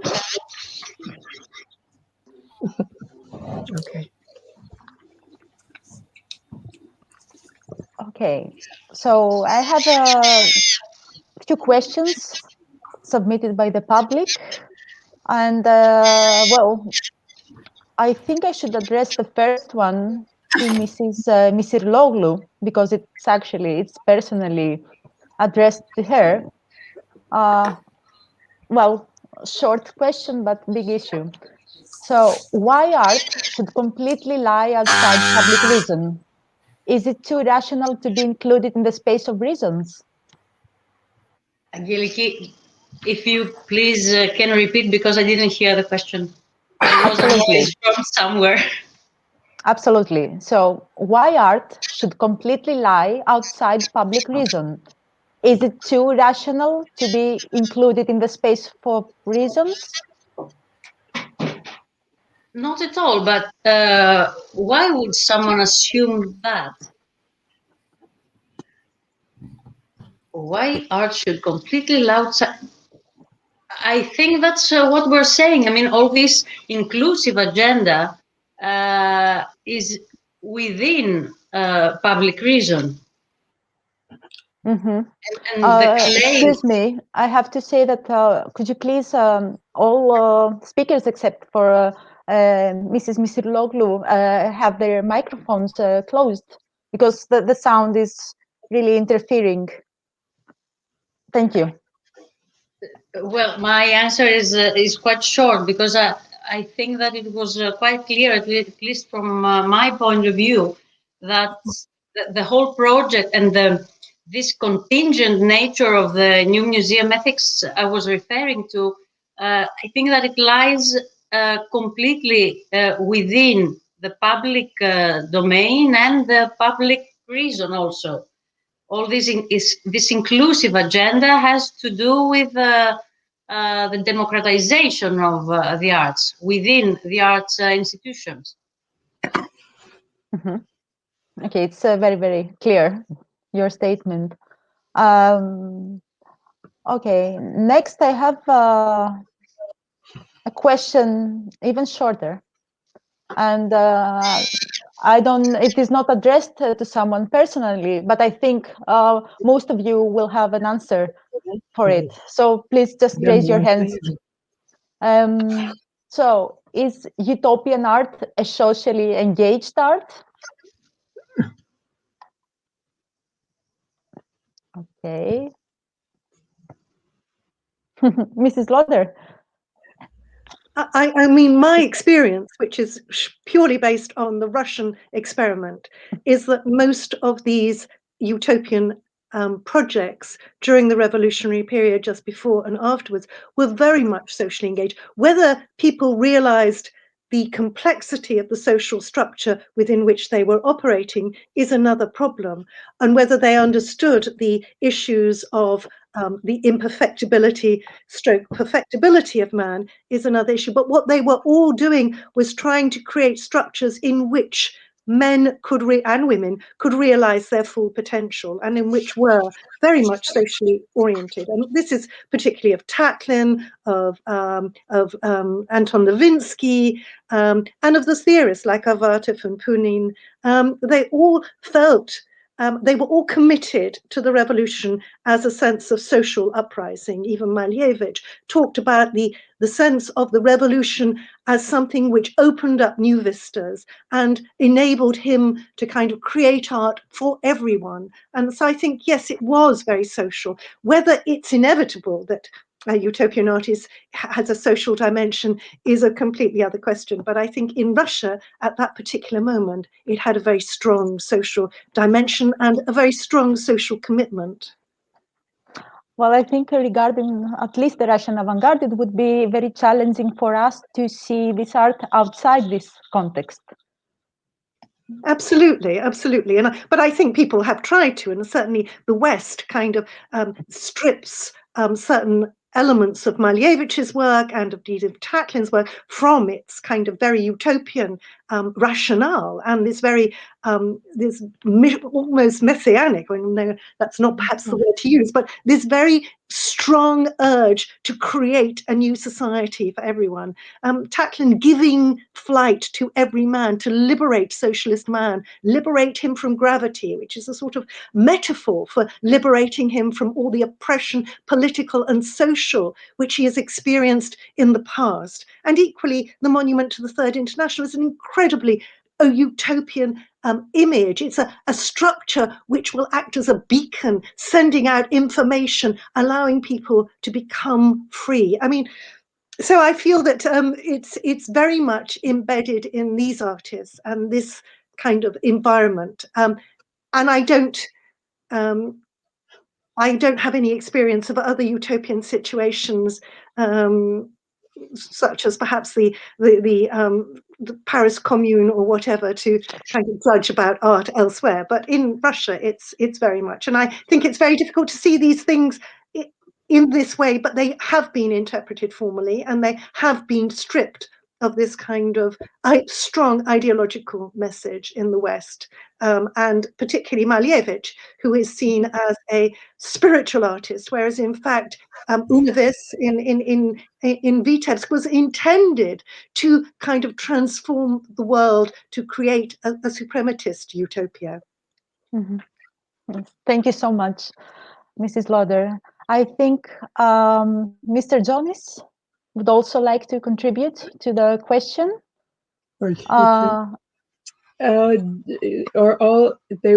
They're wondering if you want to comment on the question of whether all utopias have a social component. Well, it all depends what you mean with a social component, because there is part of utopian thinking as a logic, as a way of thinking, which is basically what has been concerning me, which is part of history of science. That is the counterfactual thinking and counter the authority, the norms of orthodox science thinking, creating new ideas. So from this point of view, it's very difficult. Utopian thinking is polymorphic. But I wanted with this opportunity to address only one point, which is the idea that utopia is very much associated with utopian socialists who lead us to social democrats, who lead us after failing to communists, who lead us to dictatorship. Well, I wanted to remind two things. First of all, it is shocking, but if you would like to be a little bit impure and include Hitler's writings in the discourses we are discussing, Hitler was a utopian, definitely. He wasn't very original. He was actually a second-class thinker and a 10th-class academically endowed person. But if you look at the people he was reading in prison or the people who were advising him, you really find utopians behind it. So the other way around, that's what fascinated me with the problem of the Condorcet's Monsieur, Madame. Both of them, without doubt, are, according to any approximation of what is utopia, were utopians. In fact, Condorcet's last work, written in prison, fed both Marx and, as far as I know, Lenin and all those terrible people. But Condorcet, in fact, was trying to express the idea of a possible society based on the respect of every person's point of view. He arrived at a very interesting paradox. It's mathematical. I've written about it. I can send you the material, but it's which was immediately interpreted by the Jacobins as anti-democratic, because he simply said the way you want to run the assembly ends up into not dictatorship, ends up no real liberation. It ends up to an absurdity, because without realizing it, there are hidden logical paradoxes in it. What was the solution for Condorcet? Not, again, it's a very technically long discussion, but the idea is to go out, go on the top of the way we think about assemblies and form assemblies that almost everybody's opinion is decisive. Now, let me make a short parenthesis. We have the Quakers. I don't know how familiar you are with the Quakers. The Quakers loved openness, democracy, hated dogmatism, authoritarianism. Therefore, they never voted in their assemblies. You had the sense of the assembly, the chairman, if I might use the term, of the assembly said, okay, the sense is this. Or she would say, okay, we'll discuss it again. And then they reformulated the argument so it could slowly arrive to a decision. The unfortunate anarchists, or some of the unfortunate anarchists in Spain, tried to do the same. Result, their head was cut and they're eliminated. So there are all kinds of ambiguities where utopia is leading us. It's leading us to a higher level of knowledge of science. It's leading us to Hitler. It's leading us also to the experiments of Condorcet and the belief of his wife that in the end, the idea of cohesion, community, common goal is built in biologically, and the human institutions exploited part of our biology, which is hedonism. Of course, Freud would say narcissism combined with love of death, and created a society today, in other words, a society end of 18th century, which is monstrous. So I do not come with a conclusion, I come with an invitation that we should try to be as open-ended and inclusive without leading, for the moment at least, to declarations what utopia is about. It's more interesting to look at it as a device of thinking using anti-authoritarian destruction of norms and counterfactuality, suspension temporary of reality. You should read Coleridge about that. And through that, arriving to a better condition for us. That's what I want to say. Thank you so much. Mrs. Lefebvre. I wanted to answer the question, address the question that the person asked that started this whole discussion. And that is, are utopias always grounded in some kind of socialist utopia or socially conscious, somehow, yes, socialist situation. I wanted to, of course, this whole conference has to do with a very specific kind of utopia, as Christina Lauder pointed out, and very Russian-oriented. There have been other schools of utopian thinking, on the other hand. Frank Lloyd Wright's Usonia was a utopia, and it had absolutely nothing to do with socialist thinking. It was a anarchist capitalist utopia. Ayn Rand's books are all about a kind of libertarian utopia.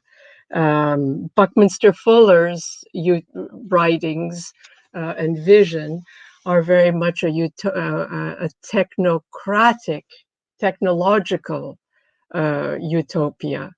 And of course, the reason I'm underlining this is because my hypnerotomachia certainly is a utopia, I think, but having nothing to do at all with a socialist utopia. It was a much more early democratic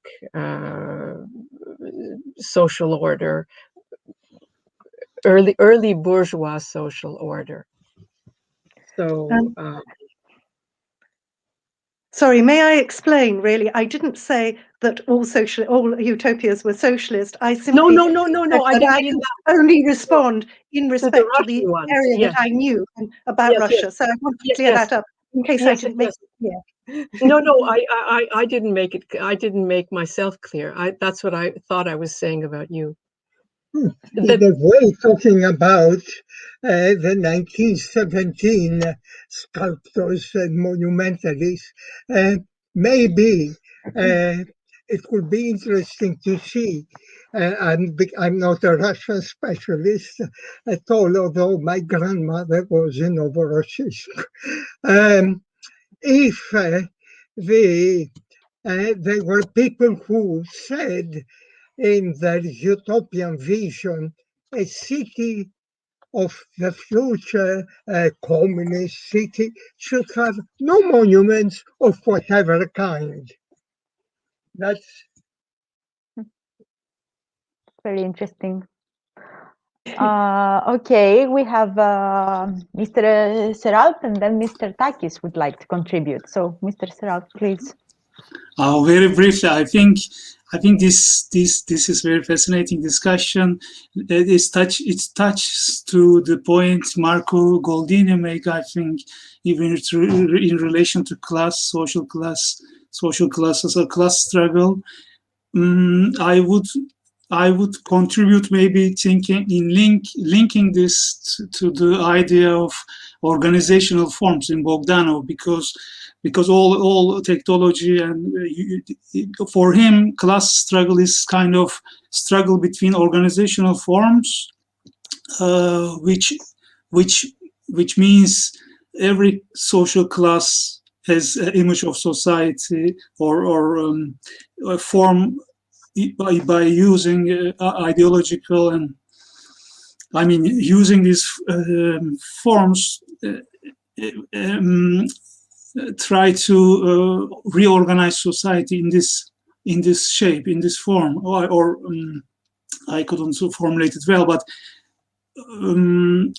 I think this idea, the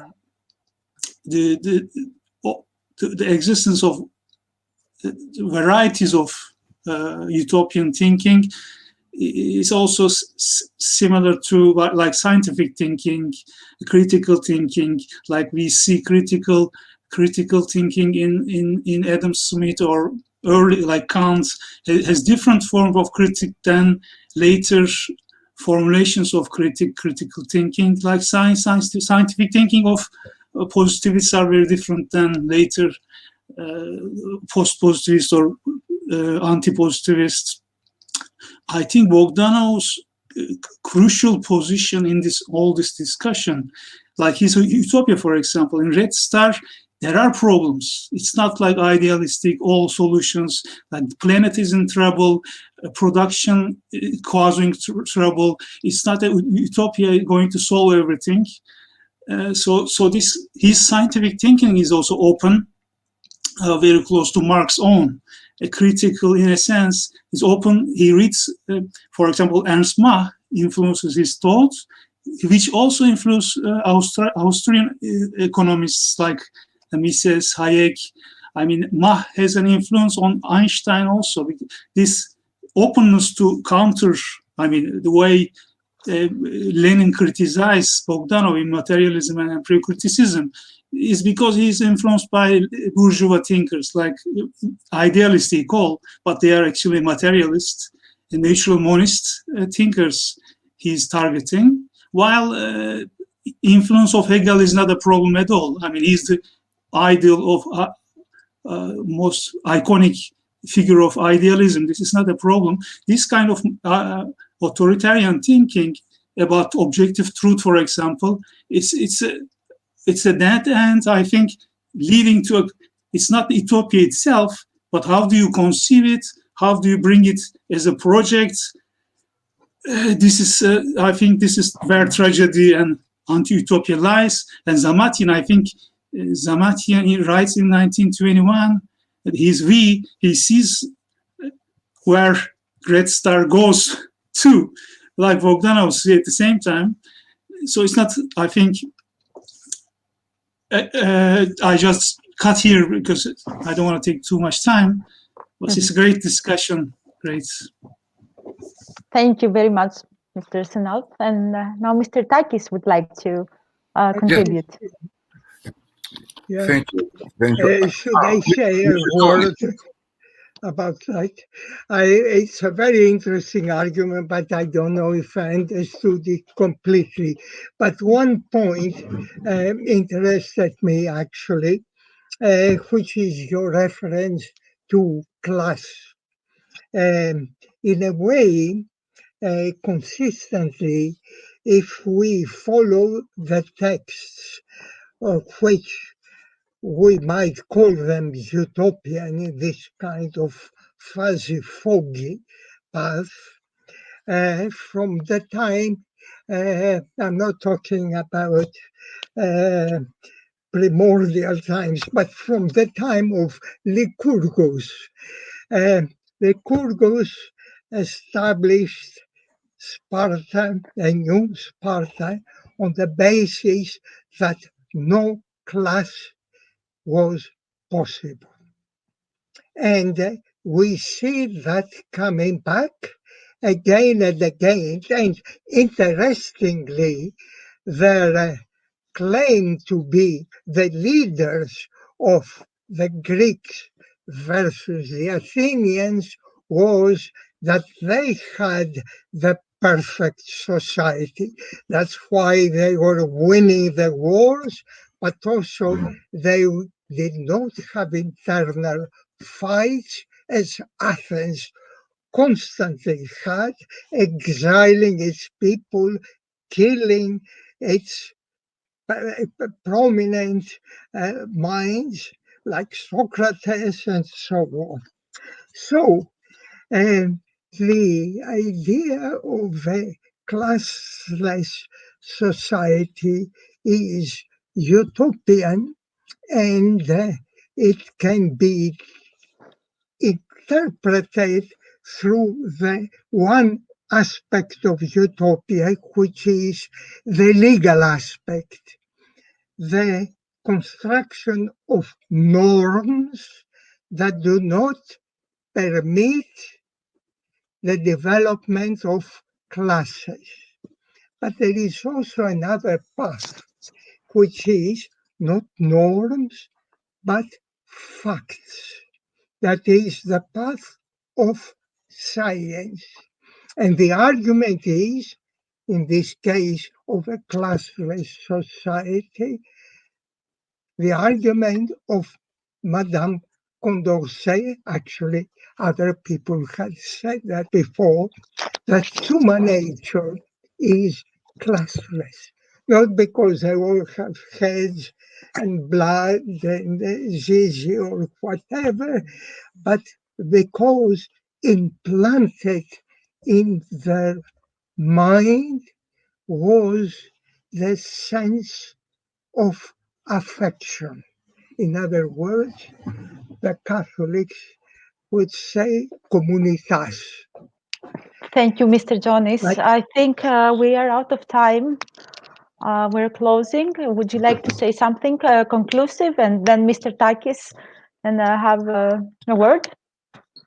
No, Mr. Takis is going to have a word now. You're over. You're finished. Yeah. Aren't you? No, Yeah. no, I talked Thank too you so much. much. I'm sorry. It's a pleasure to hear you. Mr. Takis. Thank you, Angeliki. I will be very brief. Coming back to the issue about the social engagement of utopian art, yes, I think that utopian art is, by definition, always, necessarily so, socially engaged. And I think one can understand this by relating this discussion with what Professor Christodoulides said beforehand, and most of all, relating this discussion with his very useful distinction between the positive and negative gesture, because I think utopian art, in any sense, is socially engaged by its form itself. And what that can be easily understood by having in mind the negative gesture, which is implied in all utopian art, because being released from the topos is the condition of taking critical attitude, irrespective of figurative contents or whatever else. So I think Russian avant-garde was both, for reasons of its content and its form, positive and negative at the same time. And it paid the price for being both. That's it. Thank you so much. I think this is a conversation that can never end. It was such a little time. And hopefully we will have a second part of the conference in very shortly. We will keep the audience, of course, posted when we have new dates and the new circumstances under which the second conference will take part. But I think, and hopefully, it will be in person next time. Definitely. Definitely. I would like to thank everyone, all of you speakers. It was a great pleasure having you here. So we renew our appointment for the next time. I will follow with a guided tour of the exhibition. I don't know if you want to say goodbye or have a last word. Maria, maybe? Can you take us with you? I wish. I wish I could. I wish we could have all of you at the museum, and of course our audience as well, to see the actual exhibition in our collection. But maybe, I think next time, I think it's a promise for next time. Well, thank you all. Thank you very much. It was a big pleasure to have you here in this conference, at least in this way. It was extremely interesting. And it is a promise to have a second part. Now I see that Mr. Pavlakos has arrived. Do we want to put him in? Is it possible?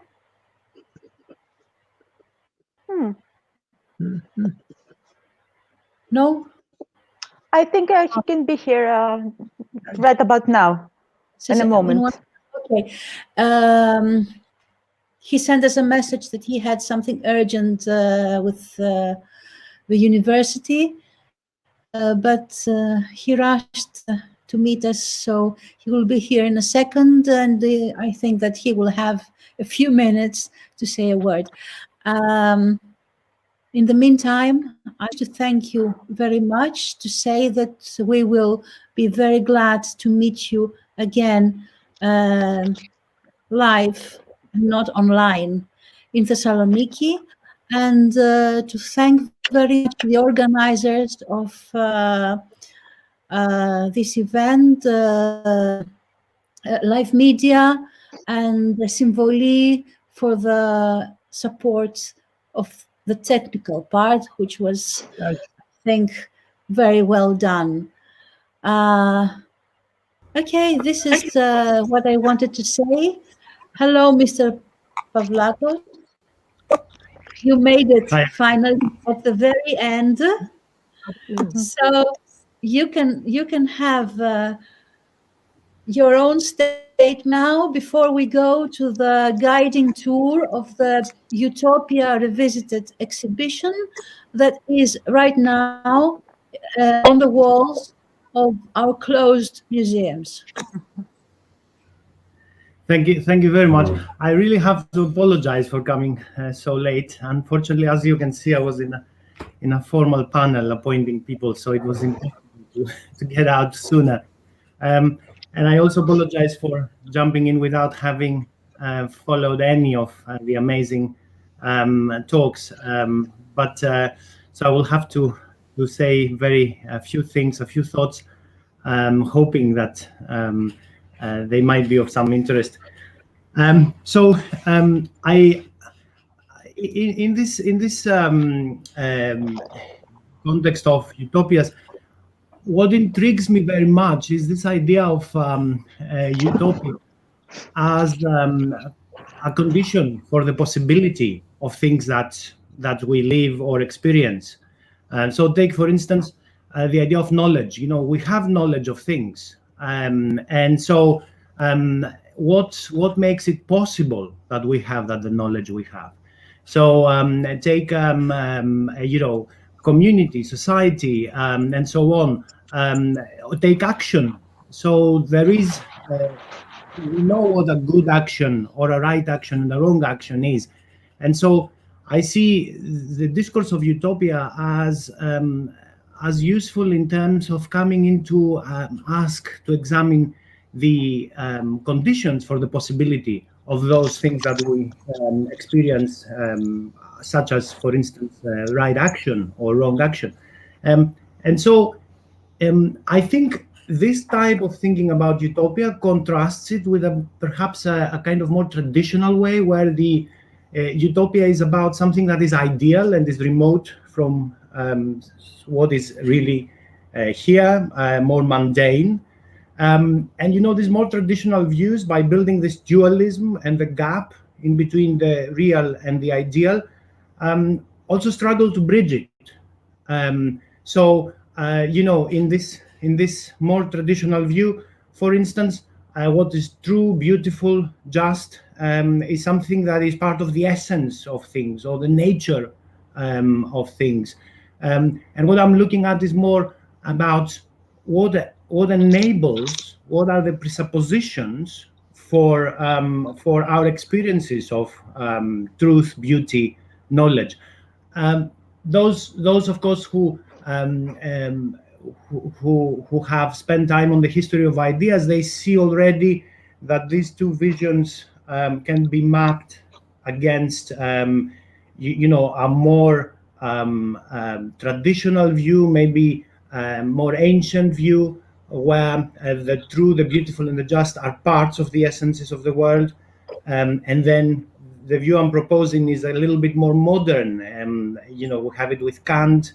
Kant talks about the conditions of the possibility of what we experience, live, and do.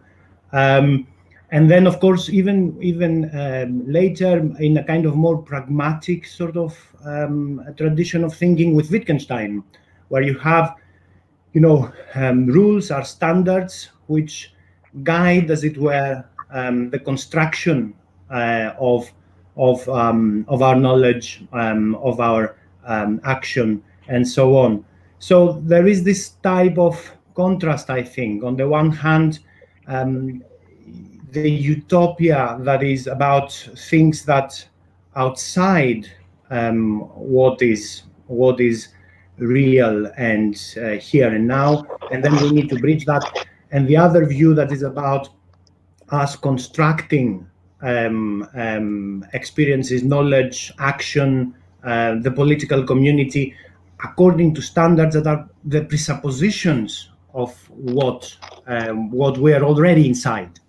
And I think I want to explore that further in the next session, hopefully in the beautiful Nymphi to Thermaikou, the Salonika as the princess of the bay of the Thermaik Bay. I don't know how you say that in Greek, in English. Probably.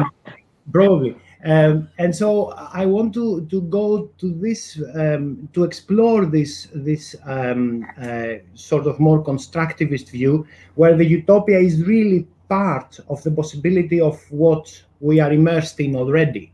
And so you don't have to struggle with this gap that you have to cross. And then you don't have all these problems about, utopia, something that is untenable. And I want to do it a little bit in the context of the political community. I spoke to Art-Costakis before today, and we chatted a little bit about what he talked to you today.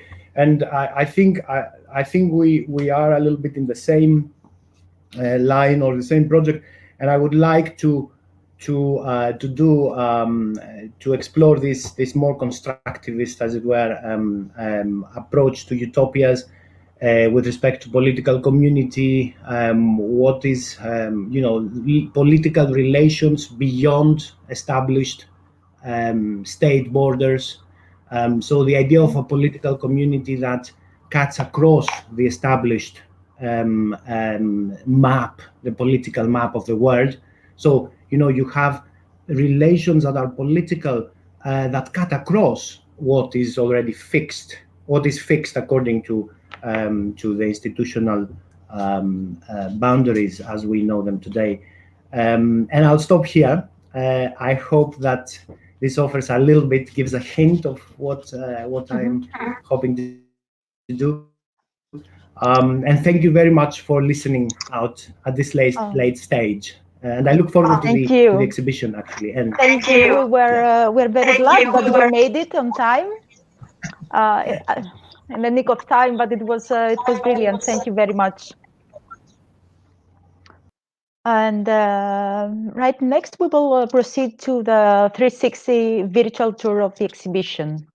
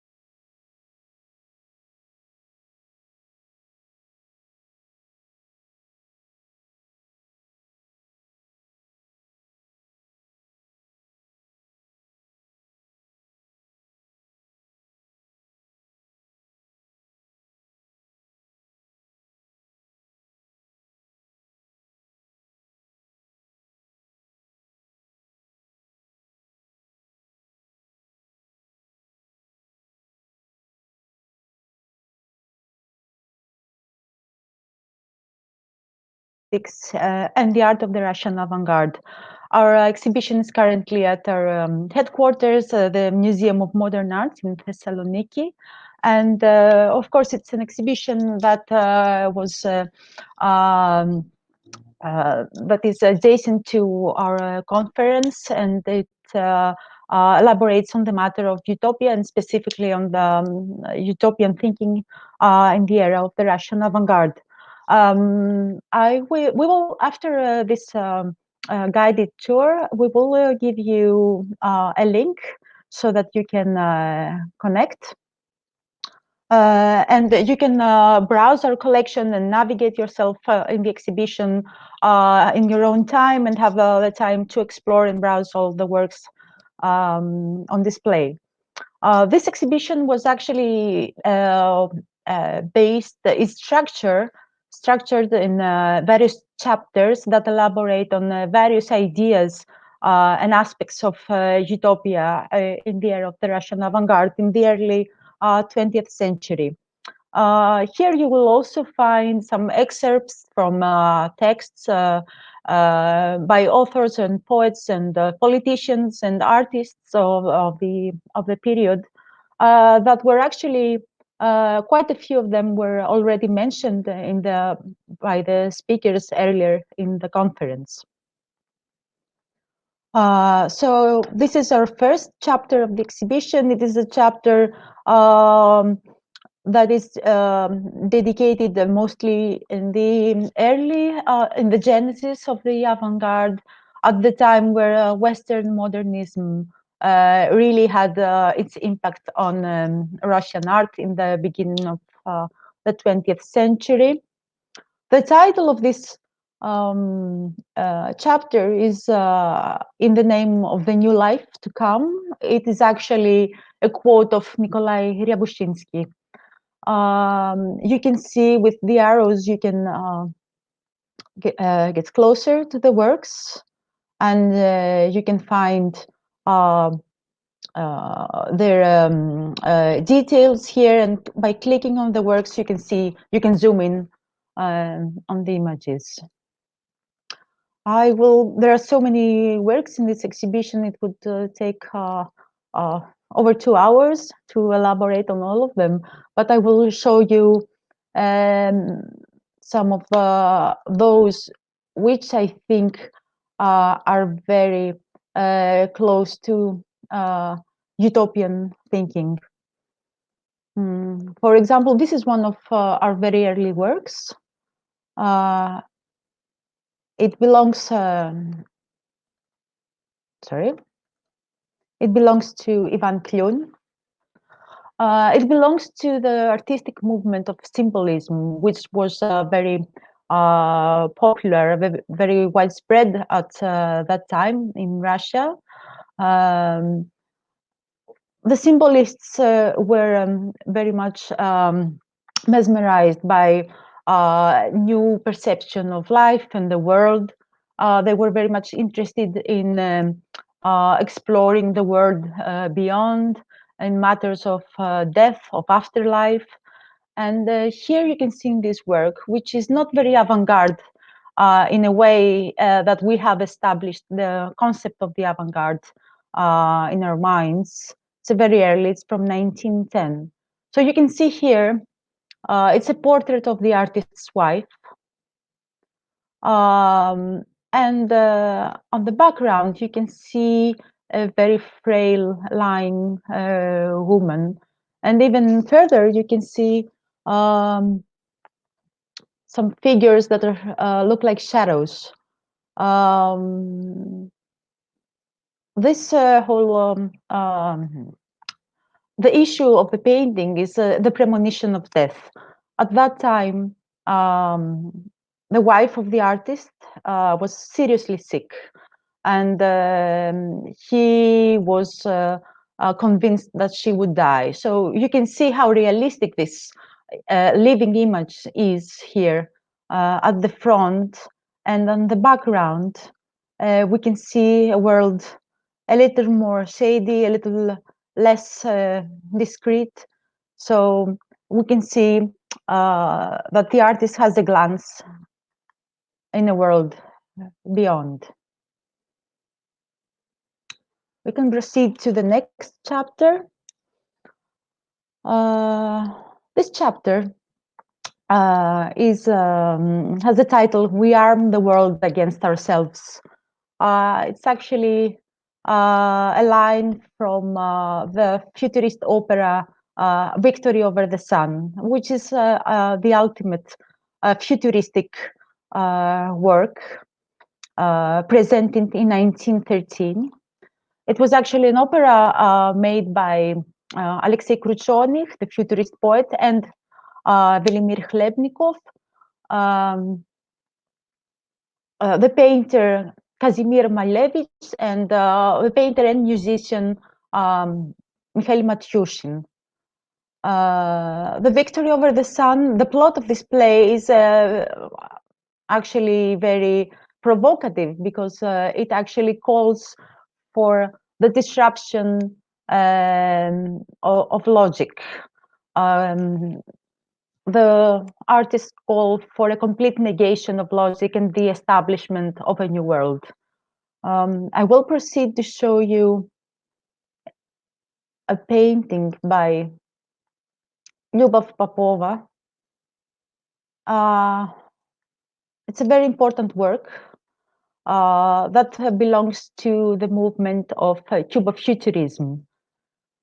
You can see, of course, the characteristics of Cubism infused with some features from Italian Futurism.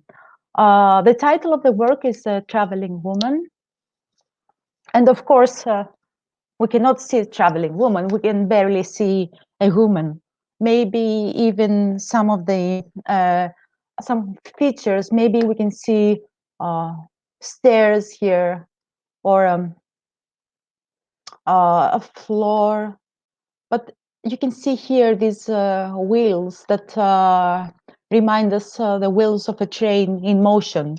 So this is a new this is a call for a new perception of time and of space.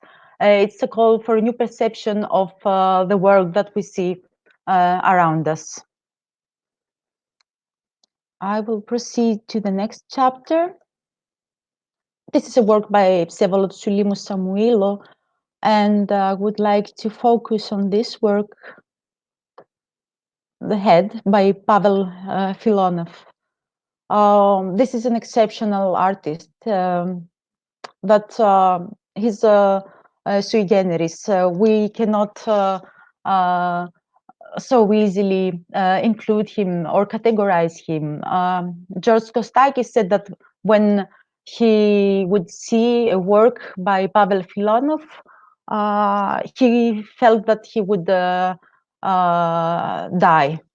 That was the impact of the works by Filonov on him. We proceed here. This is a room dedicated to war. Of course, in the time of the Russian avant-garde, there was a lot of war experience at that time. Russia was already involved in World War I, and then it was, of course, after the revolution, there was a civil war in Russia. This is a very avant-garde work titled Universal War. It is a product of collaboration of the futurist poets and the painters and the visual artists. There is no written word in this actually in this book. It is a poem written or represented in collage made by hand by Olga Rozanova. The concept and the poem is belongs to Alexei Kruchonych.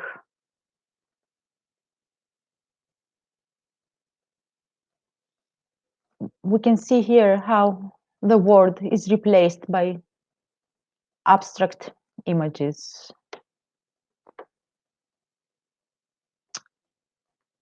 I would also like to show you this very interesting poster. I think it's quite depicting a utopian idea. This was this is a poster produced in 1919. You will see here proletarians of the world unite. So here is our the title says the Tsar's regiments and the Red Army. So you see there is a comparison of the before and after the revolution. If we zoom here, of course, we can see the patriarch, and on top of him, we can see the word "rabstva," which means slavery. And on the next image, right opposite, you can see all this worship of the old world has been replaced with a very abstract image and a factory. And here are the new principles of the new world. Art, freedom, free work, bread, and science.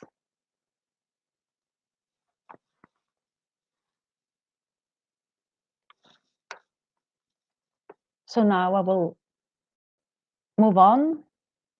This is another chapter of our exhibition called Cosmic Consciousness.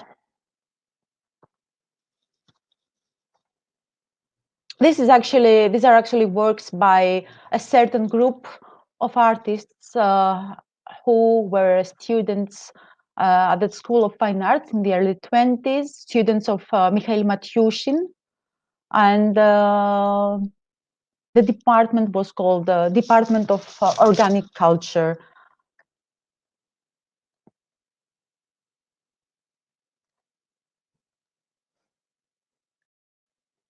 Now we proceed to the next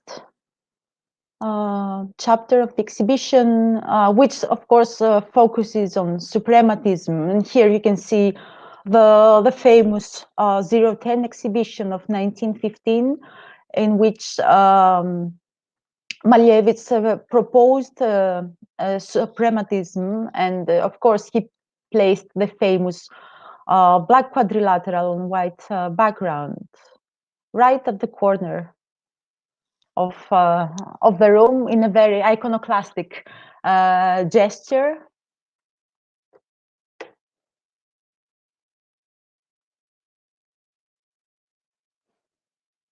And here you can see the extensions of suprematism.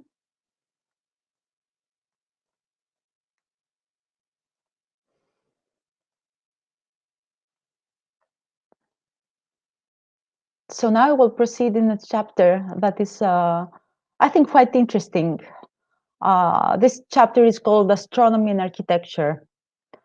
You can see that there is a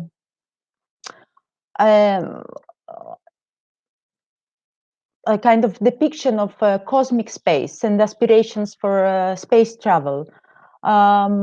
This chapter of the exhibition,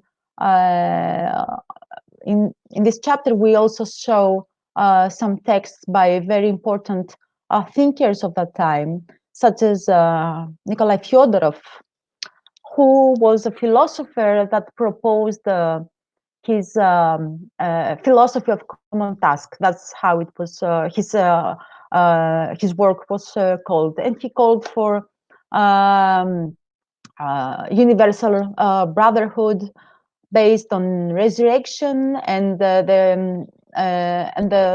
space travel. It's a very, very interesting topic regarding utopian thinking.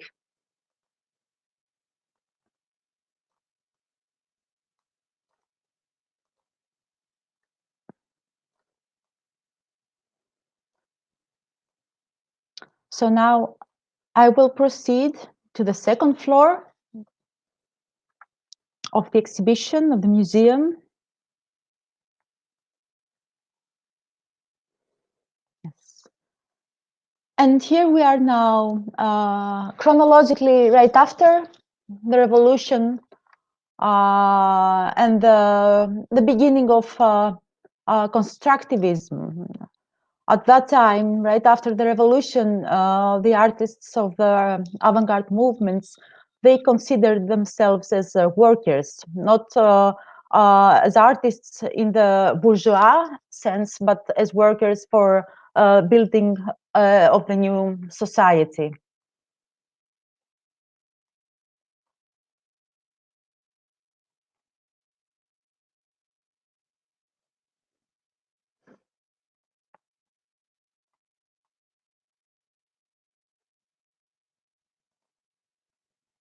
You will be able to browse all the works when you visit the link that we will give to you.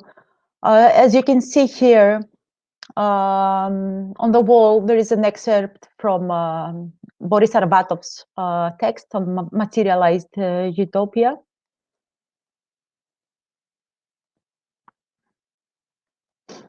And here, I would like to show you Tatlin's photograph during the construction of the model of the Third International.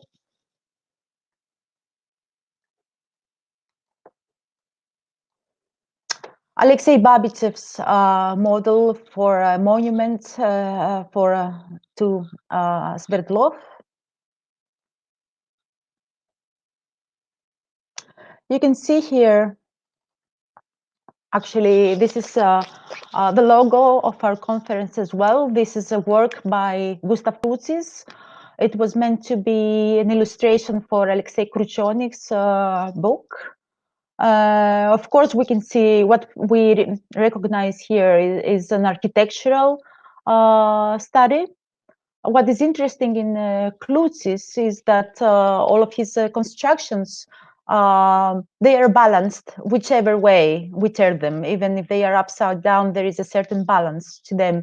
And that is, of course, because of the lack of natural space.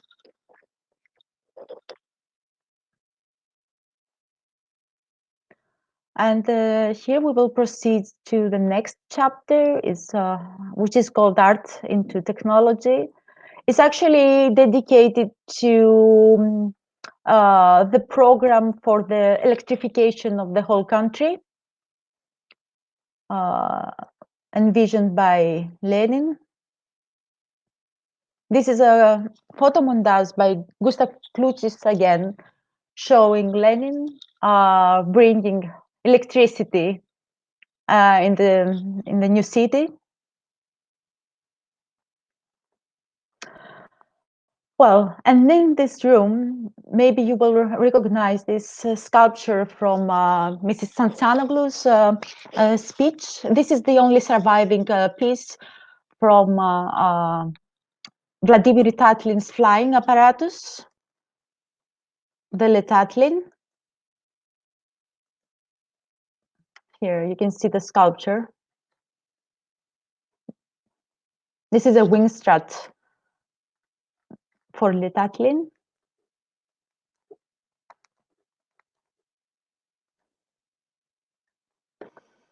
And we are entering a next chapter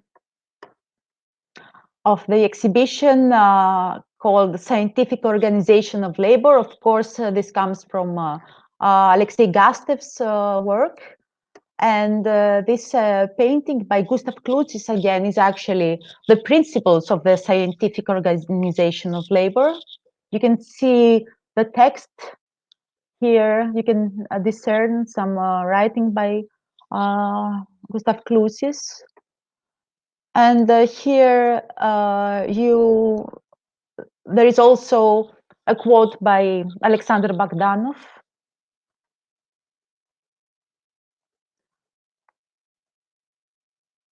How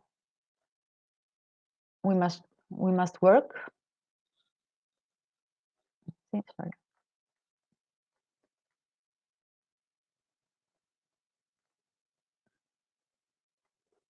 This is an excerpt by Alexei Gastev. When you visit this site to navigate the collection, you will also be able to hear this text by clicking this image here. It is both in English and in Greek.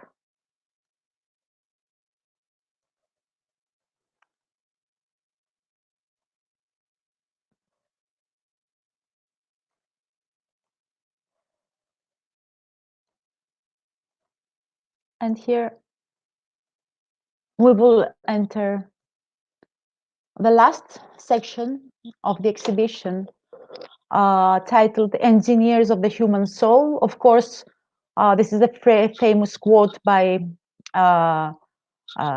Stalin, who was also quoted many times.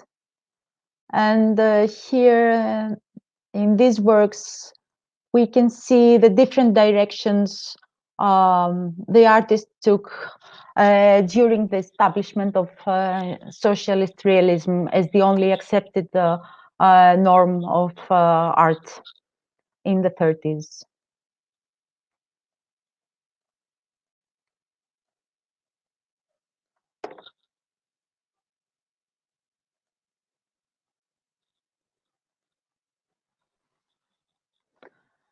So thank you so much for attending our conference. We will, right after the closing, we will publish the link for the virtual tour of this exhibition on our website, on Facebook, and on our YouTube channel. I would like to thank everyone for attending. Thank you so much for your time.